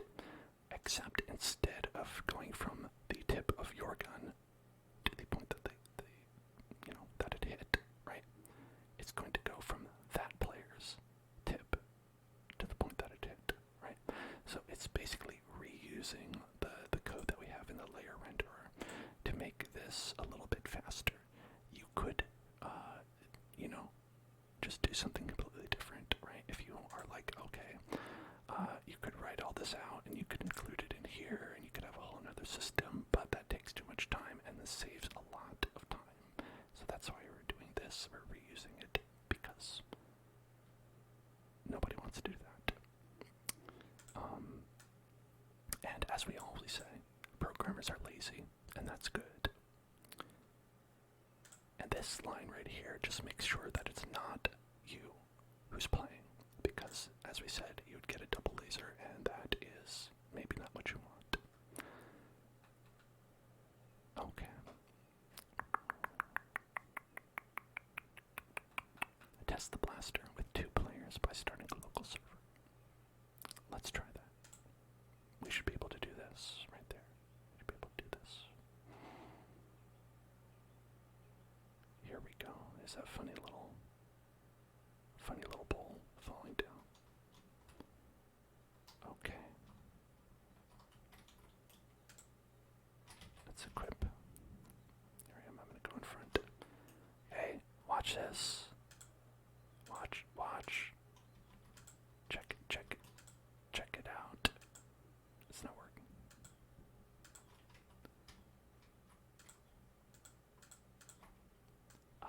Can we see it here? Alright, we're getting an error right here. Infinite yield possible on script server service wait for child laser renderer studio. Okay, what's that about? Okay. Infinite yield possible on script server service wait for child laser renderer. So it's saying that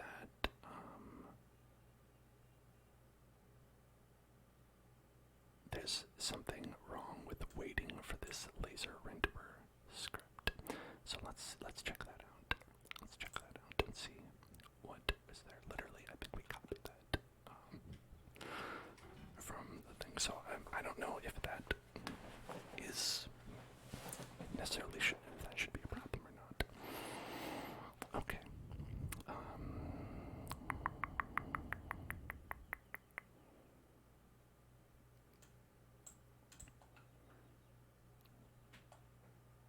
Okay. Starter player scripts. Laser renderer. Client laser manager. That's the problem. I put it in the wrong place. Right there. Okay. So I was confused at this point when we said parent wafer child laser renderer.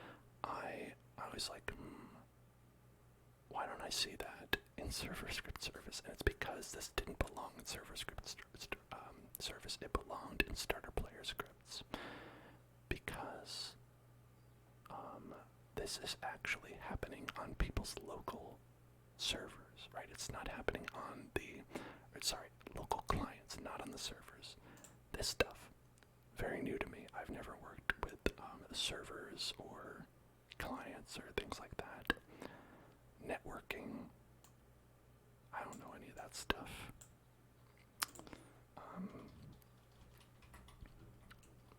Multiplayer, okay, but it should work now. Just kidding. Just kidding. Maybe not.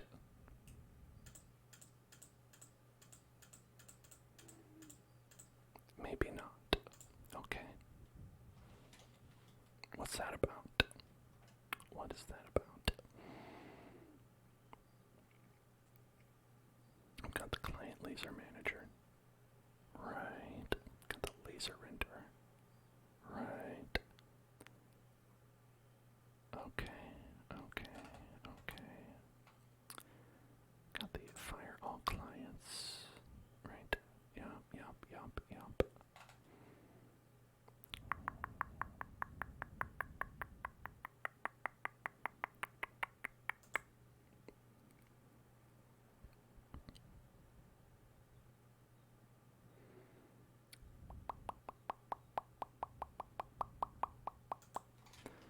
Let's do a print.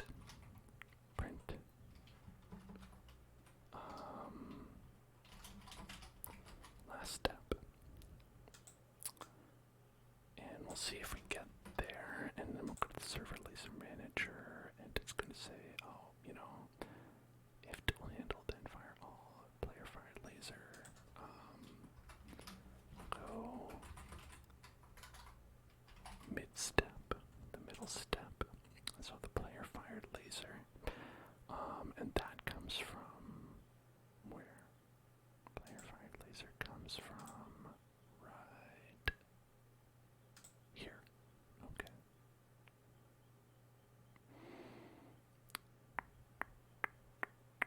Fire server hit position. Okay. Laser fired. Fire server. Okay. Let's see how it goes. Let's see if we can get mid and end events. We should be able to detect those.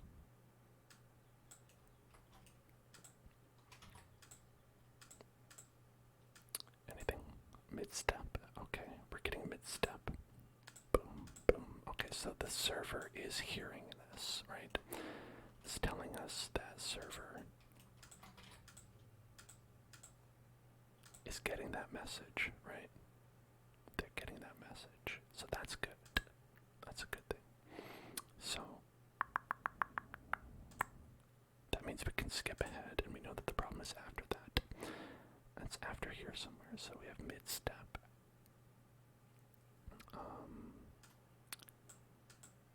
I'll call this like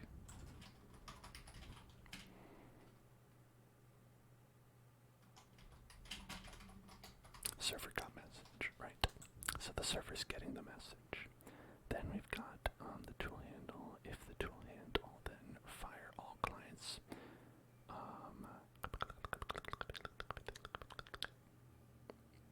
Laser fired. Fire all clients. So that means, I assume,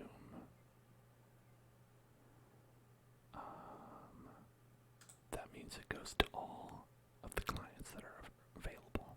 Okay. Player fired, tool handle in position. Peebo's looking forward to the Stardew Valley stream. Hey, me too. I always have a really good time with those Stardew Valleys.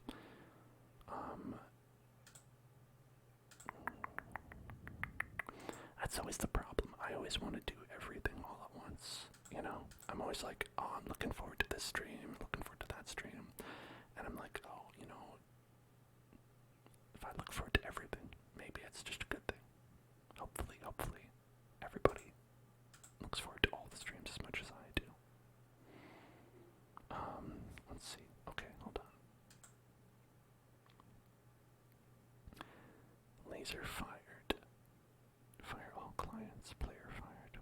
Okay, fire all clients for laser fired.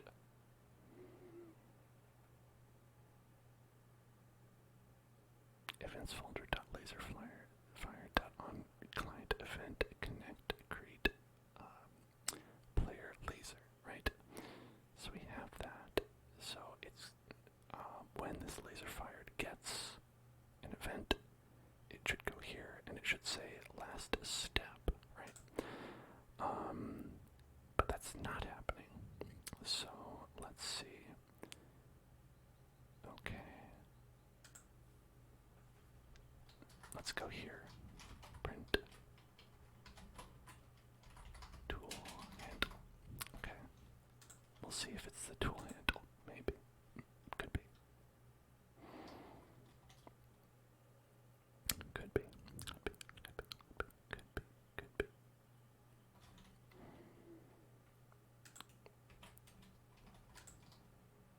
What do we get? Tool handle. Okay, we got tool handle. But we didn't get what's after that. Okay. So the only thing that's after that is events folder. Okay. Located storage. Dot events. Yeah, should be able to get that.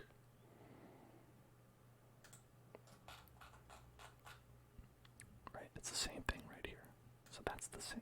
So that should be fine. Events folder. Laser fired. Damage character. Fire server. Right, okay. Yeah, so that should be fine. So it's saying events folder, damage character, fire server, character model. Events folder, laser fired, fire all clients. That. And then we have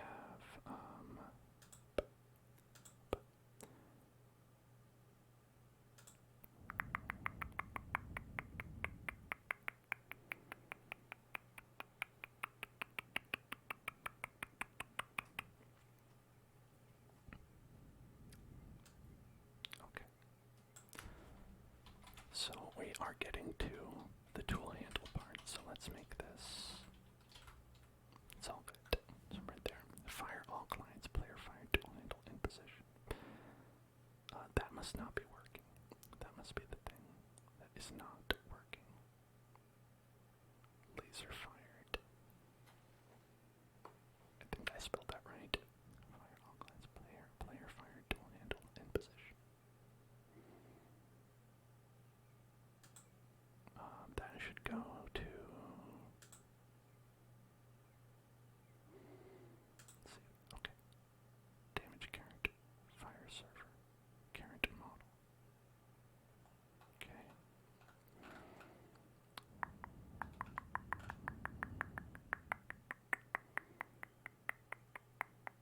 Events folder dot laser fire dot fire server in position. Okay. You know, I'm not quite sure. Not quite sure what would be going wrong here.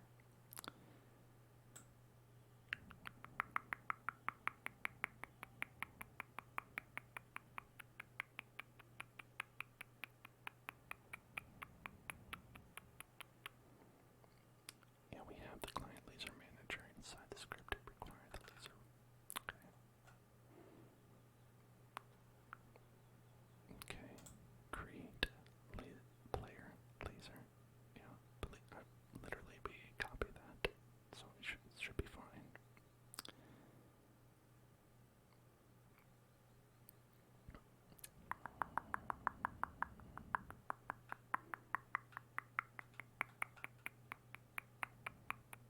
So it must be this problem. It can't connect from here. So this must just be So let's go to the part where we wrote this. Right?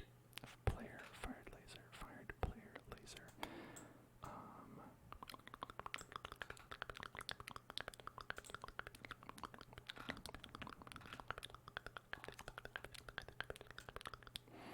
Events folder dot laser fired colon fire all clients.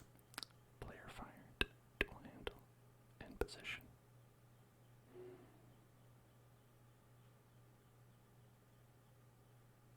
That's happening. The only thing that isn't happening is the next part. Right here.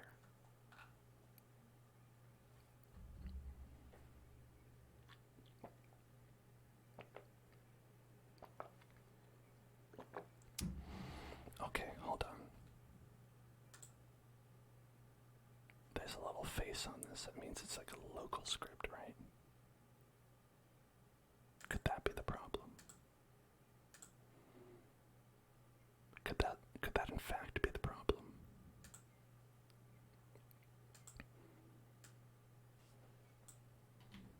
Could this be another case where I was like, let's try to find the logical error?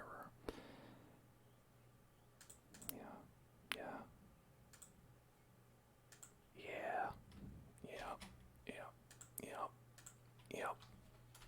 That's it. That's gonna be it. It's gonna be what it is. Okay.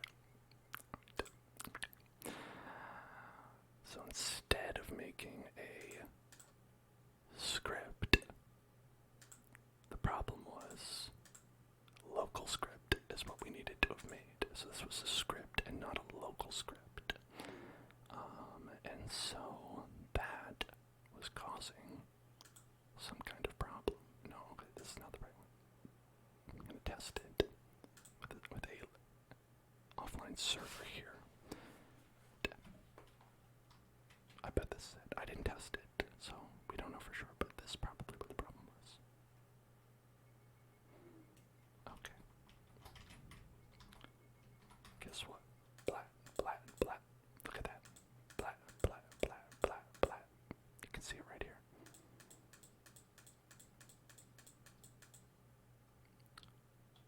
Perfect.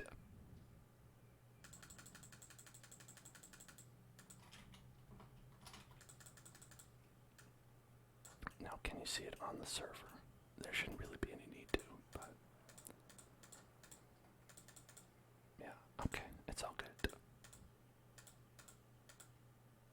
Beautiful. All good. Local scripts. They're important. Local script. Look, it even says it right here. Local script.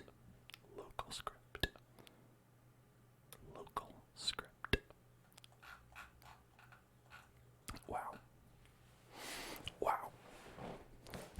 The shooting sound effect currently only plays on the client that's shooting the projectile. You'll need to move the code to play the sound so that other players will hear it too. In the tool controller script, navigate to the tool activated function. Right here, okay. And remove the line which plays the activate sound. Okay. At the bottom of the create laser function in laser renderer,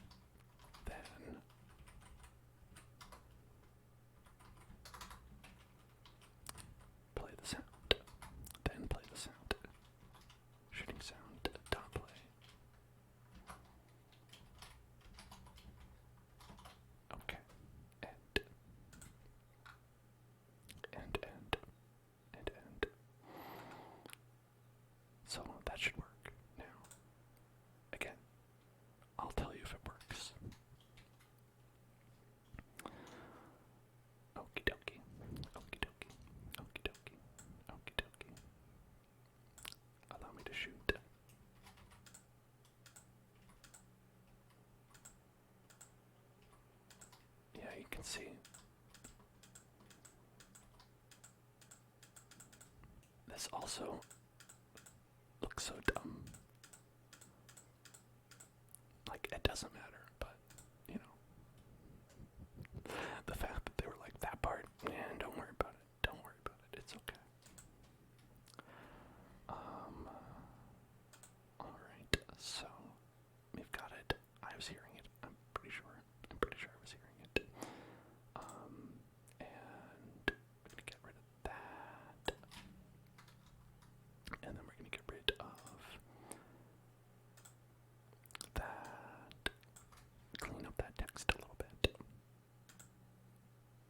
And now, securing remotes using validation. I love validation. It makes me feel good inside being validated. If the server isn't checking data from incoming requests, a hacker can abuse remote functions and events to use them to send fake values to the server. In Roblox, say it isn't so. It's important to use server-side validation to prevent this. In its current form, the damage character remote is very vulnerable to attack. Hackers could use this event to damage any player they want in the game without shooting them. In Roblox, say it isn't so. Validation is the process of checking that the values being sent to the server are realistic. In this case, the server will need to check if the distance between the player and the position hit by the laser is within a certain boundary. Raycast between the weapon that fired the laser and the hit position to make sure the shot was possible and didn't go through any walls.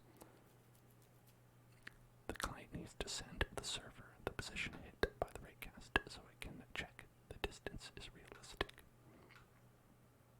In Dual Controller, navigate to the line where the damage character remote event is fired in the fire weapon function. Add hit position as an argument. Okay. In Tool Controller, let us go control the tools. Add hit position. Damage character remote event. Where do we see that?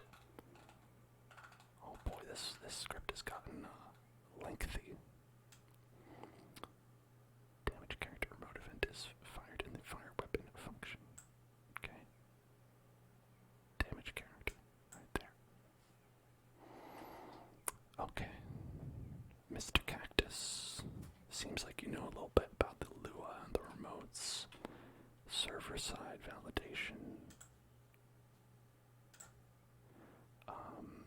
I feel like a lot of Roblox game developers just skip this part. If this prevents people from cheating, I have the feeling that most people who make the Roblox games are just like, oh well, hack away.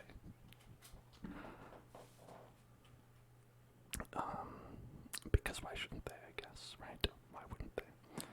Local humanoid equals character model. Okay, if humanoid, then events folder, damage character. Yeah. Events folder, damage character, fire server, character model, comma, hit position. Okay. There we go. Comma, hit position. So what we're doing is adding just the hit position into that. Okay. And then in the server, and the server, and the server. I think there's ways to cheat. Like, no matter what. I think there's no way to stop it completely. Like, if people are really, truly, like, dedicated to it, there's no way to stop it. But you can definitely make some of it a little bit easier to do. And harder to do, depending on what you do as a programmer. Yeah, I think that it's all about like what you really, really want to protect, and for a lot of game developers out there, it's the paid currency is the main thing.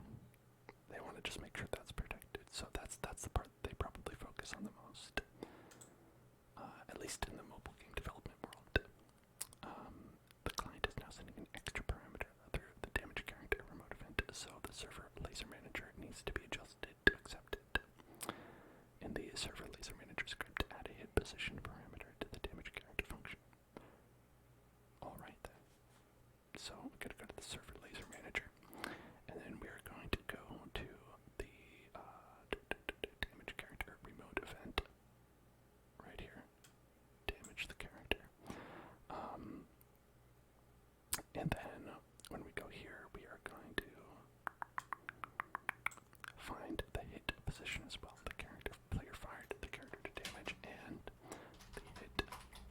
position, which is the new variable that we just passed along.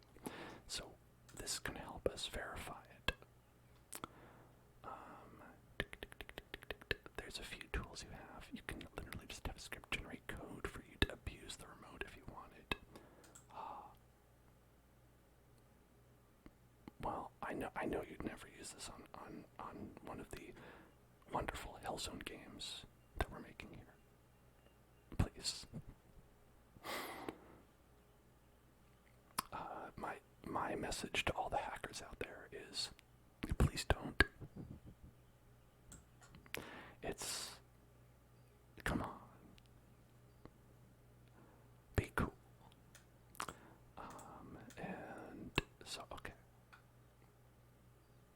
Server laser manager script add a hit position parameter to the damage character function. So right there, damage character has a hit position feature now. Below the get player tool handle function, create a function, another function called isHitValid with 3 parameters: player fired, character to damage, and hit position. So we're going to verify that the hit was legit. Was the hit legit? Local function is hit legit. Is hit legit? Is hit legit? Is hit legit? Get player tool handle. Alright, wait. Where's that? Oh, right over here. Okay. There it is. Oh, that's good. That's good. I'm going to change this. Is hit legit? And it's probably going to be confusing, but we got to find out if hit is legit, and that's the best way to do it. The first check will be the distance between the hit position and the legit position between the character hit. Declare a variable named max hit proximity, laser damage 10, and then local max hit proximity equals 10.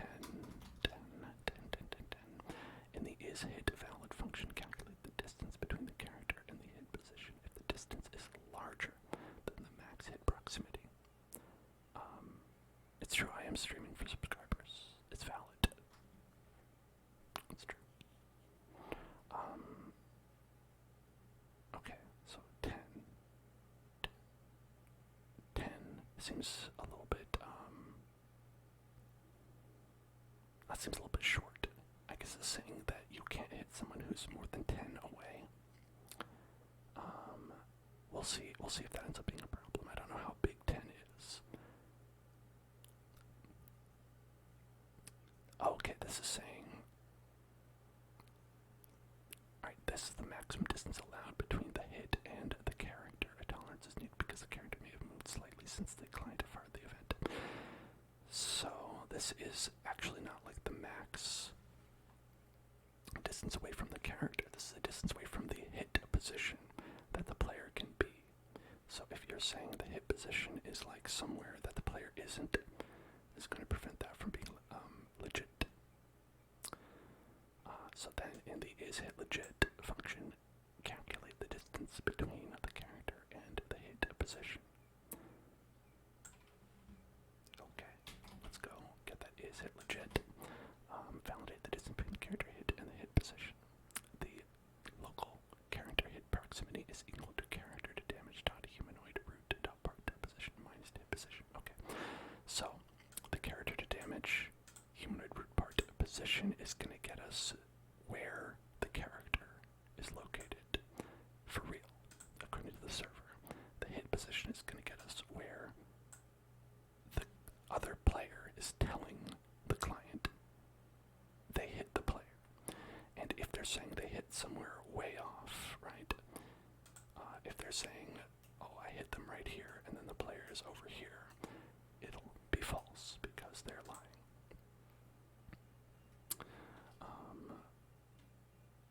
I don't know if that'll be the case, right? But it helps to prevent that from being the case. Okay.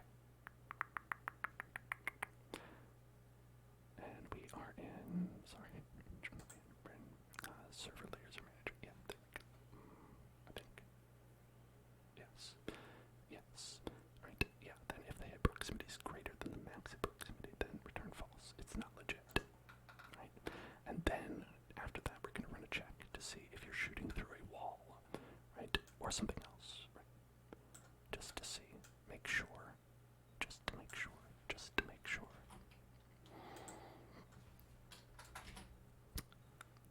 Local tool handle equals player tool handle, player fired. If tool handle, then, okay, so we're making sure that the player tool handle is there. It should be. Then we're checking the ray length, right? The ray direction, raycast params, raycast params. Now, I'm speeding through this because it is the exact same as, where is it? Right here, right? We have right here, okay.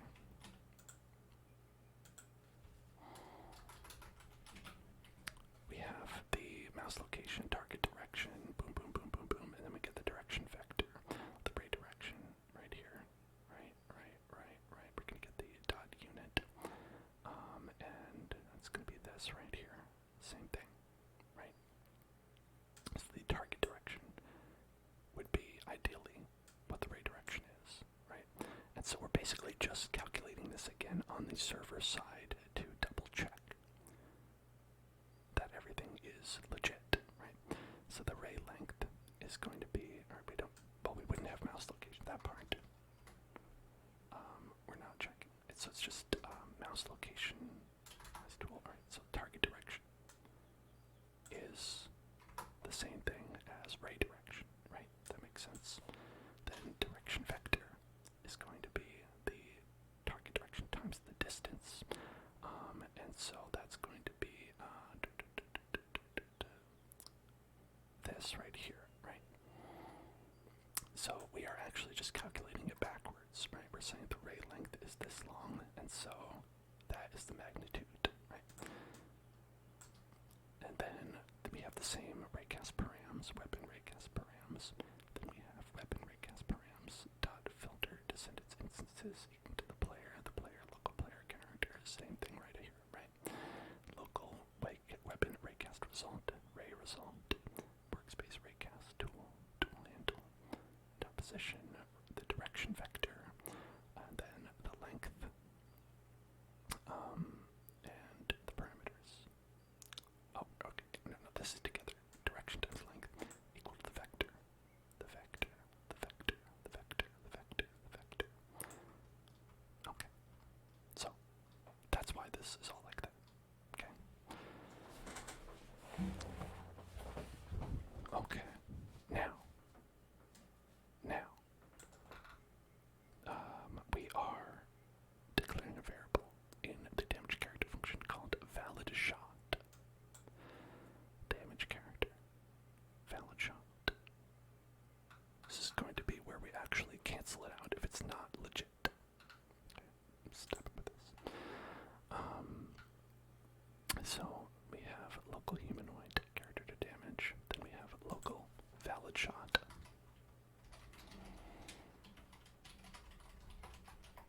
Equals is hit legit for player fired character to damage. Is there anything else? Hit position.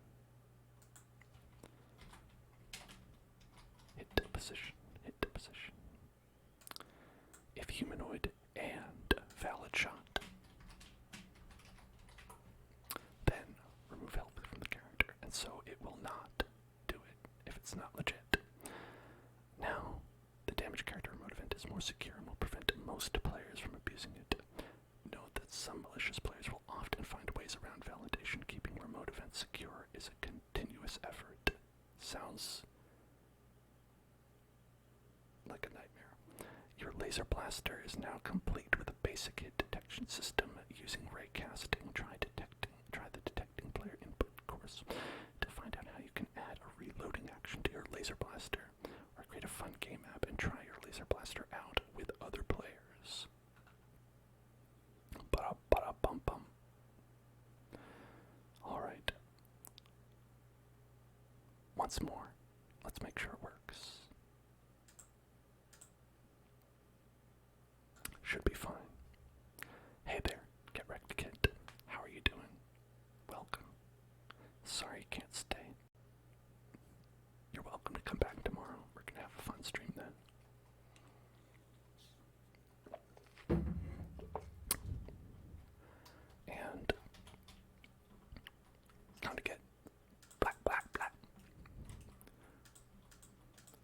so even though it's validating on the server, see, it's not too bad.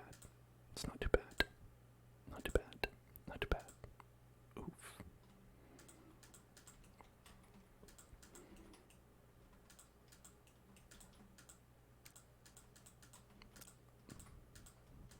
It's great animation. You know, you gotta say this is great animation. I like the part when the gun looks like it is doing exactly what you want to do. Love it. Okay, goodbye. So there we go. We've done it.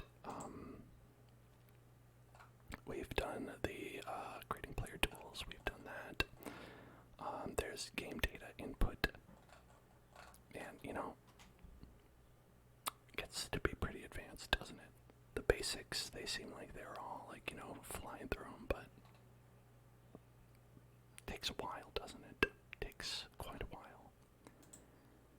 Then we've got controlling the player's camera, detecting player input, and game data, introduction to saving data.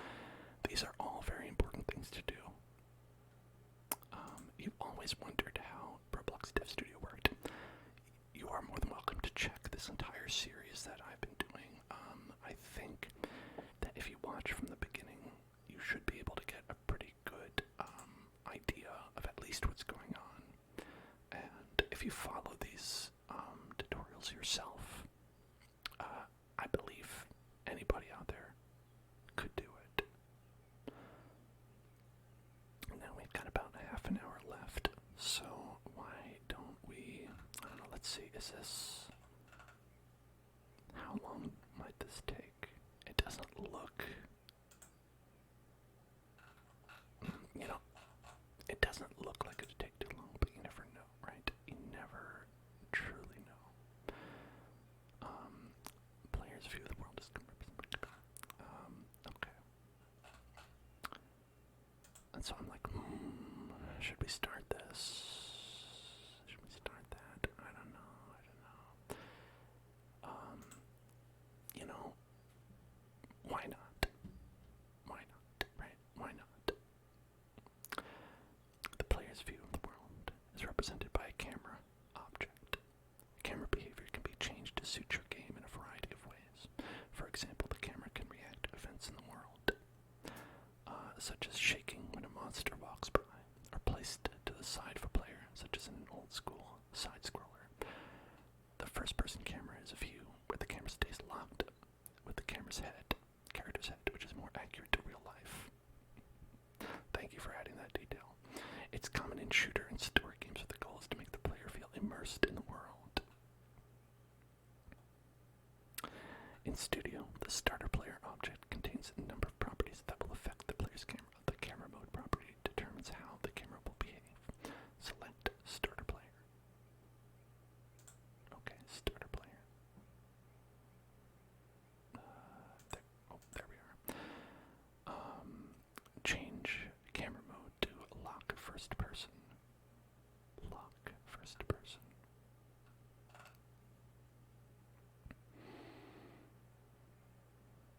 Where is that? Camera mode classic. Right, lock first person. This will ensure the player's camera does not move away from their head. Let's play test.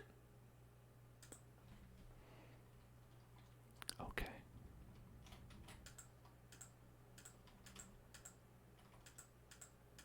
Oh, this doesn't quite work right, does it?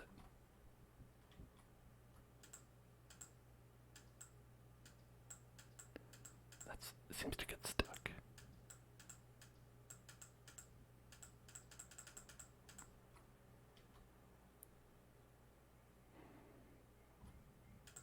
Gotta shoot him. Gotta shoot him.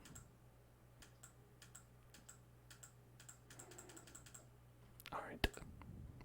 It kinda works. If your cursor is stuck in the middle of the screen while testing, you can free up your mouse by pressing the escape key or shift and F5 to end the test. A side-scrolling view keeps the camera at a fixed position relative to the side of the character, giving the world a 2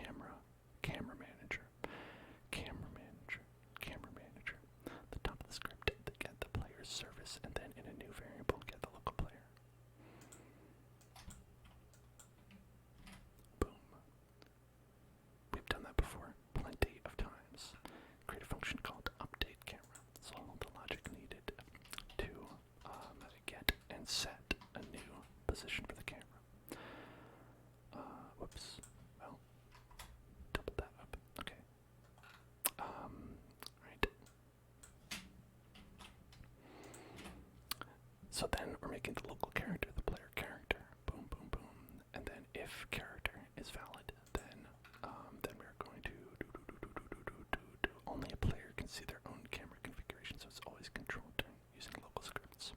That's good. That's a nice hint. All character models contain part called a humanoid root part, which can be used to get a character's position in the world. This will be the position the camera points at. Use a find first child to get to the humanoid root part and check it exists using an if statement. Alright, local root character, find first child, humanoid root part. If root, then we have the position. Local height offset. Okay. Position of the humanoid root part is actually 2 studs below the player's head. Probably at the feet, I guess. To fix this, add a new vector 3 with a height of 2 studs to the root's position. So we're going to just offset that, like height offset by 2 studs. And then we're going to say local root position. Let's copy this so it's not weird to look at. If root, then local root position equals root dot position plus vector 3. So this is going to make sure that our position, we add just a little bit of height onto it, right? The way that adding vector 3s is x, y, z, x-axis, y-axis, z-axis. So this says just add 2 units to the y-axis, which is up and down. X is left and right, z, forward and back, right? It's represented by these arrows as well, right? You'll see that all the time, right? And you can see it up in the top right there. X, Y, and Z. Z, Y is up and down. X, left and right. Very important. And very easy to mix up, speaking from experience.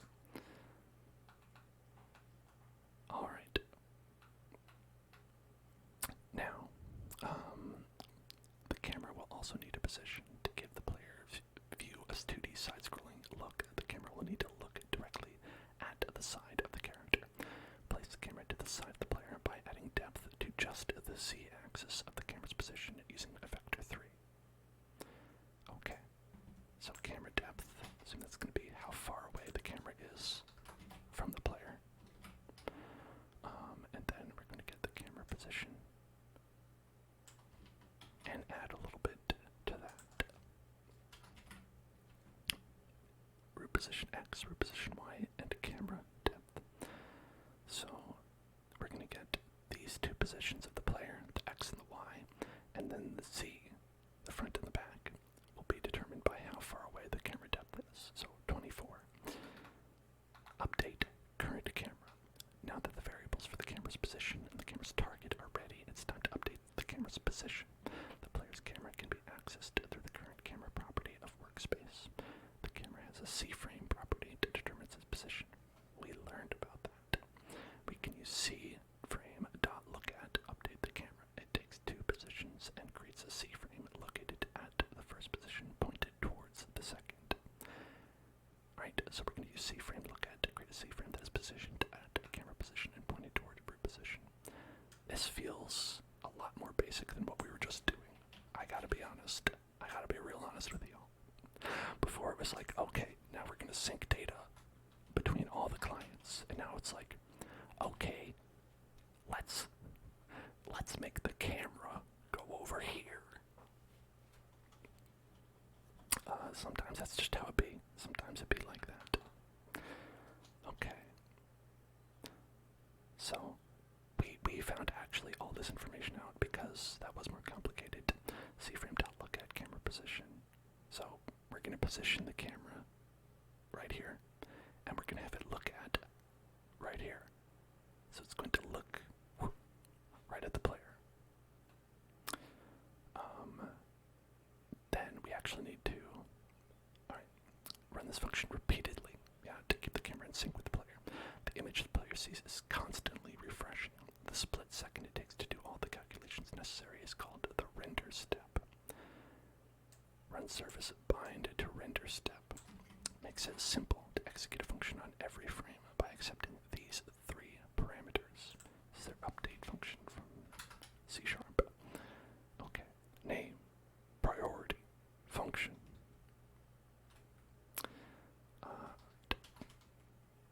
I have local run service equals game get service run service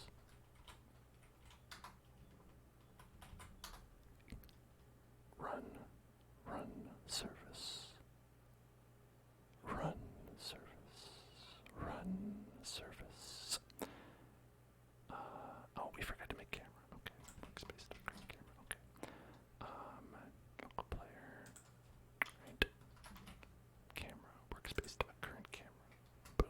There we go. Okay. And then right at the end, we're gonna say bind render step, and so this will be run every time your game updates visually. You know how you have FPS, not first-person shooter, frames per second. The bind to render step is going to make it so that every frame you have in your FPS runs this function, right? Naturally, you don't want to have a lot of things in this step. You don't want to do a lot of things every frame, but some things you do want to do every frame because you have to, like this. Like if, say, putting the camera where it's supposed to be and make sure it's looking where it's supposed to be. You want to do that every frame, otherwise it'll get weird. It'll get out of sync, and that'll look bad. This will make it nice and smooth, so it'll be like always where it needs to be. Now let's play test the code. It's probably going to be weird. Oh no. Okay, hold on. One reason why it's weird. You might say, what's one reason why it's weird? Well, because I made it first person. We had it it's still first person. I didn't turn it off of first person. It's okay. Classic. Classic. There we go. Okay.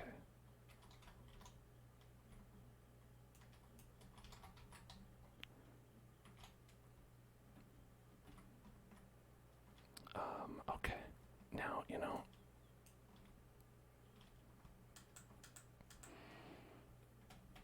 this isn't maybe what. Why won't you look at me? Look at me.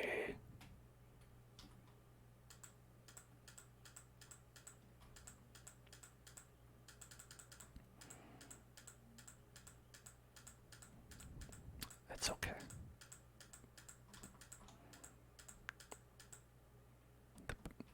They don't want to look at me. They're ashamed. They're ashamed of me and all the things that I've done. And they, it's fine. It's okay. It's okay. It's okay. Goodbye.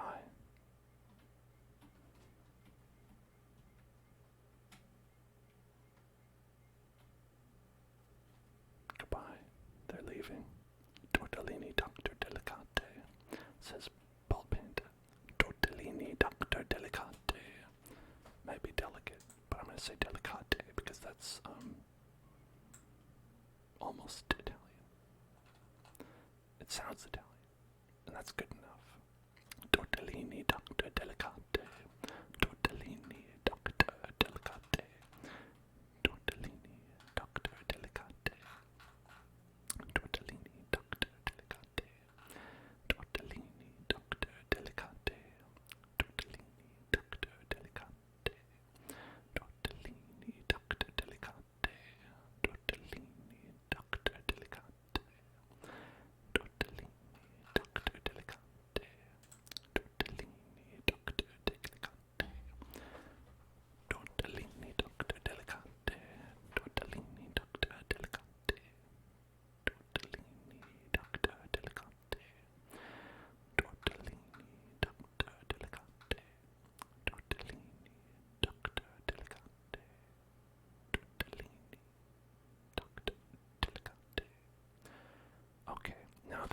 want us to do an isometric camera.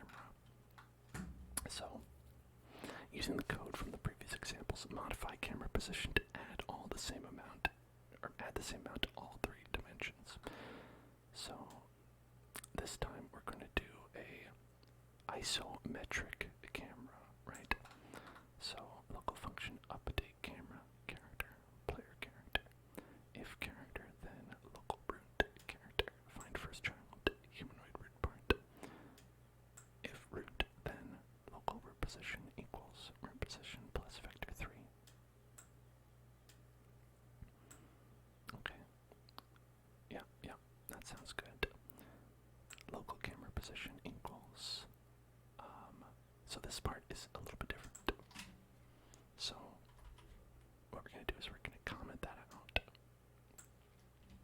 We don't have to fully get rid of it. And we're going to do root position. So that's going to copy root position plus vector 3 dot new camera depth. Alright, so it's going to add camera depth so that we are that distance away at all times. So it's going to be an equal 1, 2, 3 distance away. Okay. Changing the camera's field of view property will simulate zooming it in and out, which can give the view a flatter look. Try setting it to a value of 20 to zoom in and increasing the camera's distance from the player to compensate. So let's do 64 and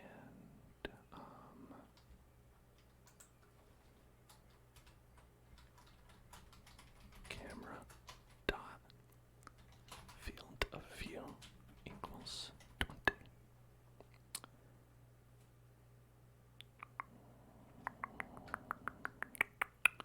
Okay, let's try that out. What's that look like? Now, I don't know why the character is broken.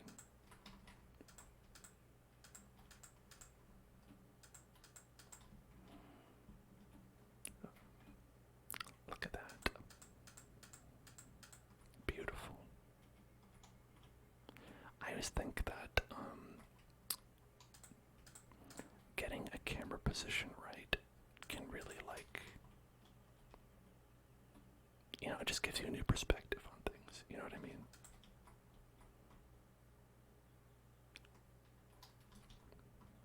Let's roll this little baby around.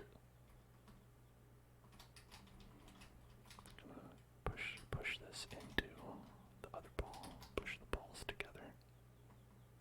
And then there we go. I have no idea why this player won't turn around. What is wrong with it? Turn around.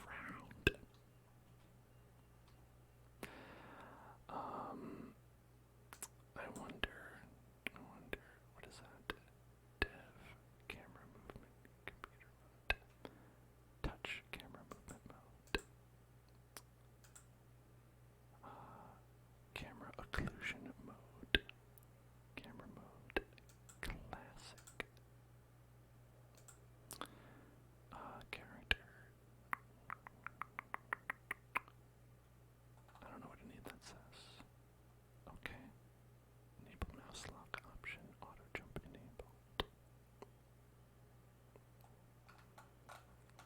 I don't know. It's okay. It's okay. I think it's beautiful the way it is. And they say, hey, can you do a top down? Can you do a top down? Can I do a top down, they ask. Maybe I can. Maybe I can. So if we were to do a top down, I think what we would do is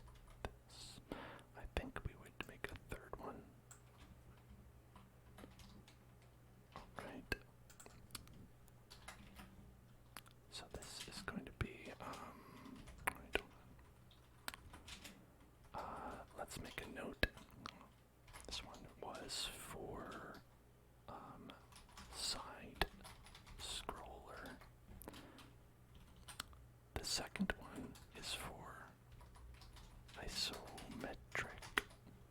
And then this one, for this, okay, so for our root position, right, we added a little bit of height. Now, if we add the height of camera depth to the side, that should make it so that we are now top down. Hell yes.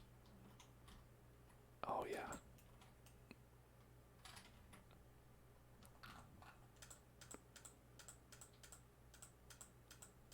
I've done it. Listen, you asked me how goes the coding. You can see it right here. Why even ask? You know. Pristine, powerful, immaculate video game. World is complete.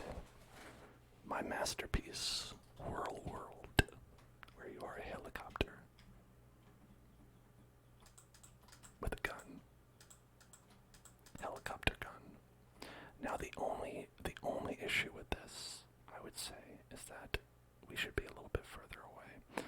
I'm actually going to take this field of view and not have that be zoomed in so much, you know. Yeah, there we go.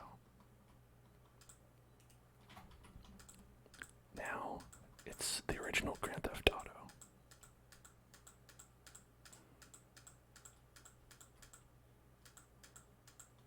Perfect.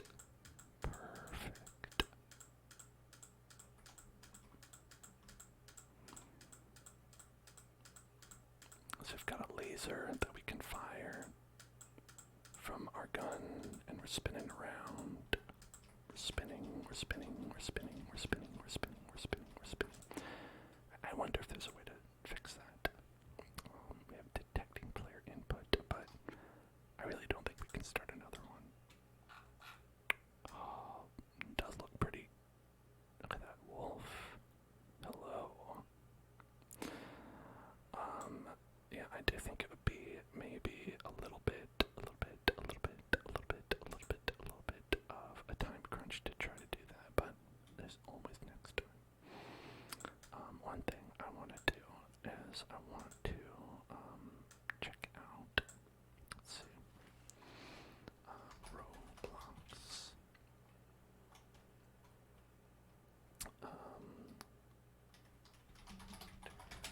Facing away from camera. Right.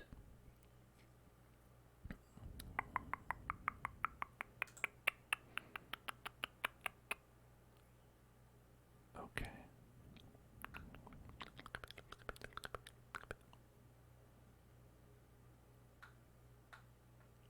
Shift lock, they say. Oh, interesting. Okay. People say that it's shift lock that does that.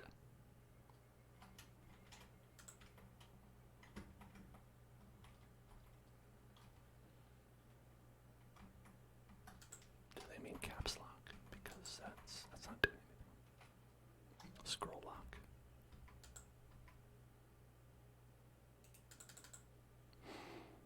Well then, I guess I don't know. No. How about save to Roblox? Save to Roblox.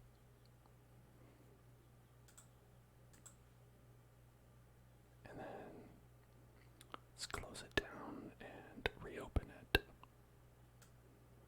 Where is that? Roblox. Get back. Okay. I have a very professional setup here, as you can see.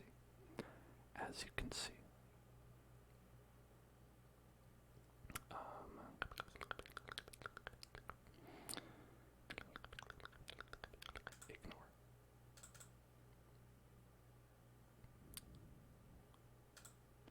Let's see if that fixed it.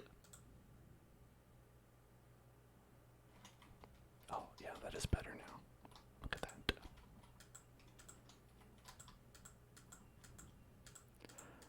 So this is a good setup for like a dual joystick shooter, you know? Joystick, like people use joysticks in Roblox.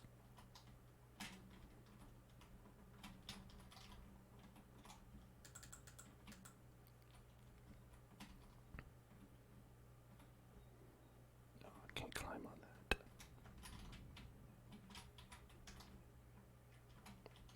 Dang nabbit.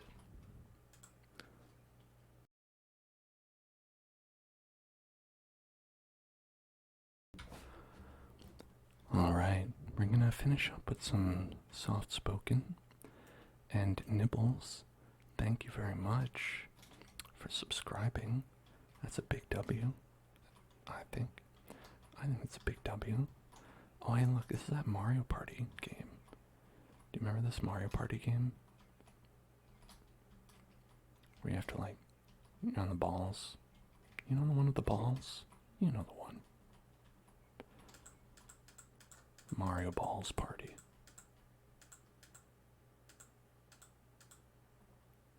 Yeah, the bumper balls. You bump them. That one's a great one. How are you doing, Nibbles? You've got 6 months total. That's the half year. Half of the year effecta. That's what they call it. Congratulations. I think we've got, look, you may say, Dan, this isn't a video game. You don't do anything. There's just random objects you made in an area, and you just run around and shoot a laser beam that comes out of the side of your gun and has no bearing on which way you're facing or anything like that. I say video games can be a lot of things.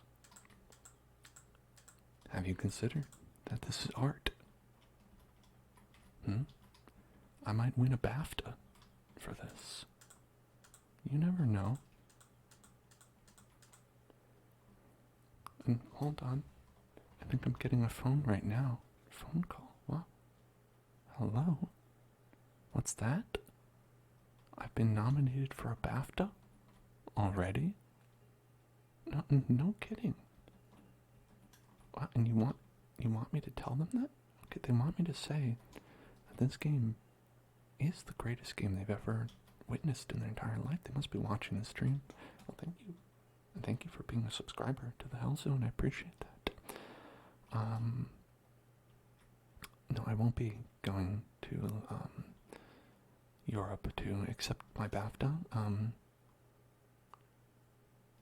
I don't want to go on an international trip. I'm sure you understand. Okay, thank you. Yeah, I know I'm doing good. Okay. Alright, I'll talk to you later. Okay, love you. Bye-bye. Yeah, that was the BAFTA people. I love them. Just, I wanted you to know that. And, well, with that, I guess we're done for today. We already won a BAFTA, so wait, what else to do? And you know what? I think that if all of you follow all the simple instructions that we've created here together, you can win a BAFTA as well. Really. That's all it takes. Just make art just like this. And you will have a BAFTA this time next week. Alright, everyone. It is going to be it for tonight, though. Thank you so much for being here. And for those of you who are subscribers, thank you so much. I really appreciate that. For those of you who are VIPs, thank you so much. I also really appreciate that. For those of you who are watching this later, also thank you much. I really appreciate that. Just covering all the bases individually. And tomorrow we're going to be doing something really special. We're going to be doing an earlier stream, non-ASMR, 4 hours earlier than usual, starting at 5 PST, going to 9 PST. We're going to be doing Glover 64 in non-ASMR, so I did it a little bit early. So those of you who usually watch this to fall asleep, maybe you'll be awake. That's my thought. So I hope you'll join me for some Glover. It's a terrible game, and I'm gonna hate it, and I want you to be there to enjoy that. You deserve to enjoy that. I wish to suffer for your entertainment. And so, I invite you, please join me for the Glover. The week after that, we're going to be doing the same thing, and I want to make it a weekly thing.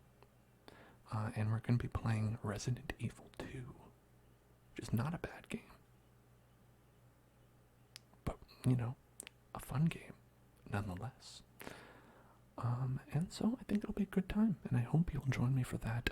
It's going to be on Fridays. Remember, we're starting early. I'll post about it on the Discord, and hopefully you can join me.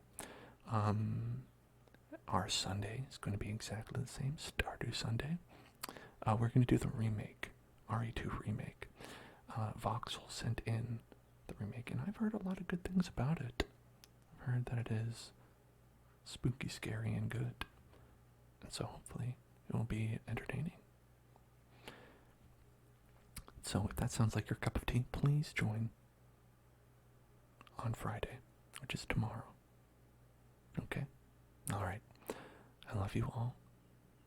Take care of yourselves. Take care of your loved ones. And I'll see you in hell.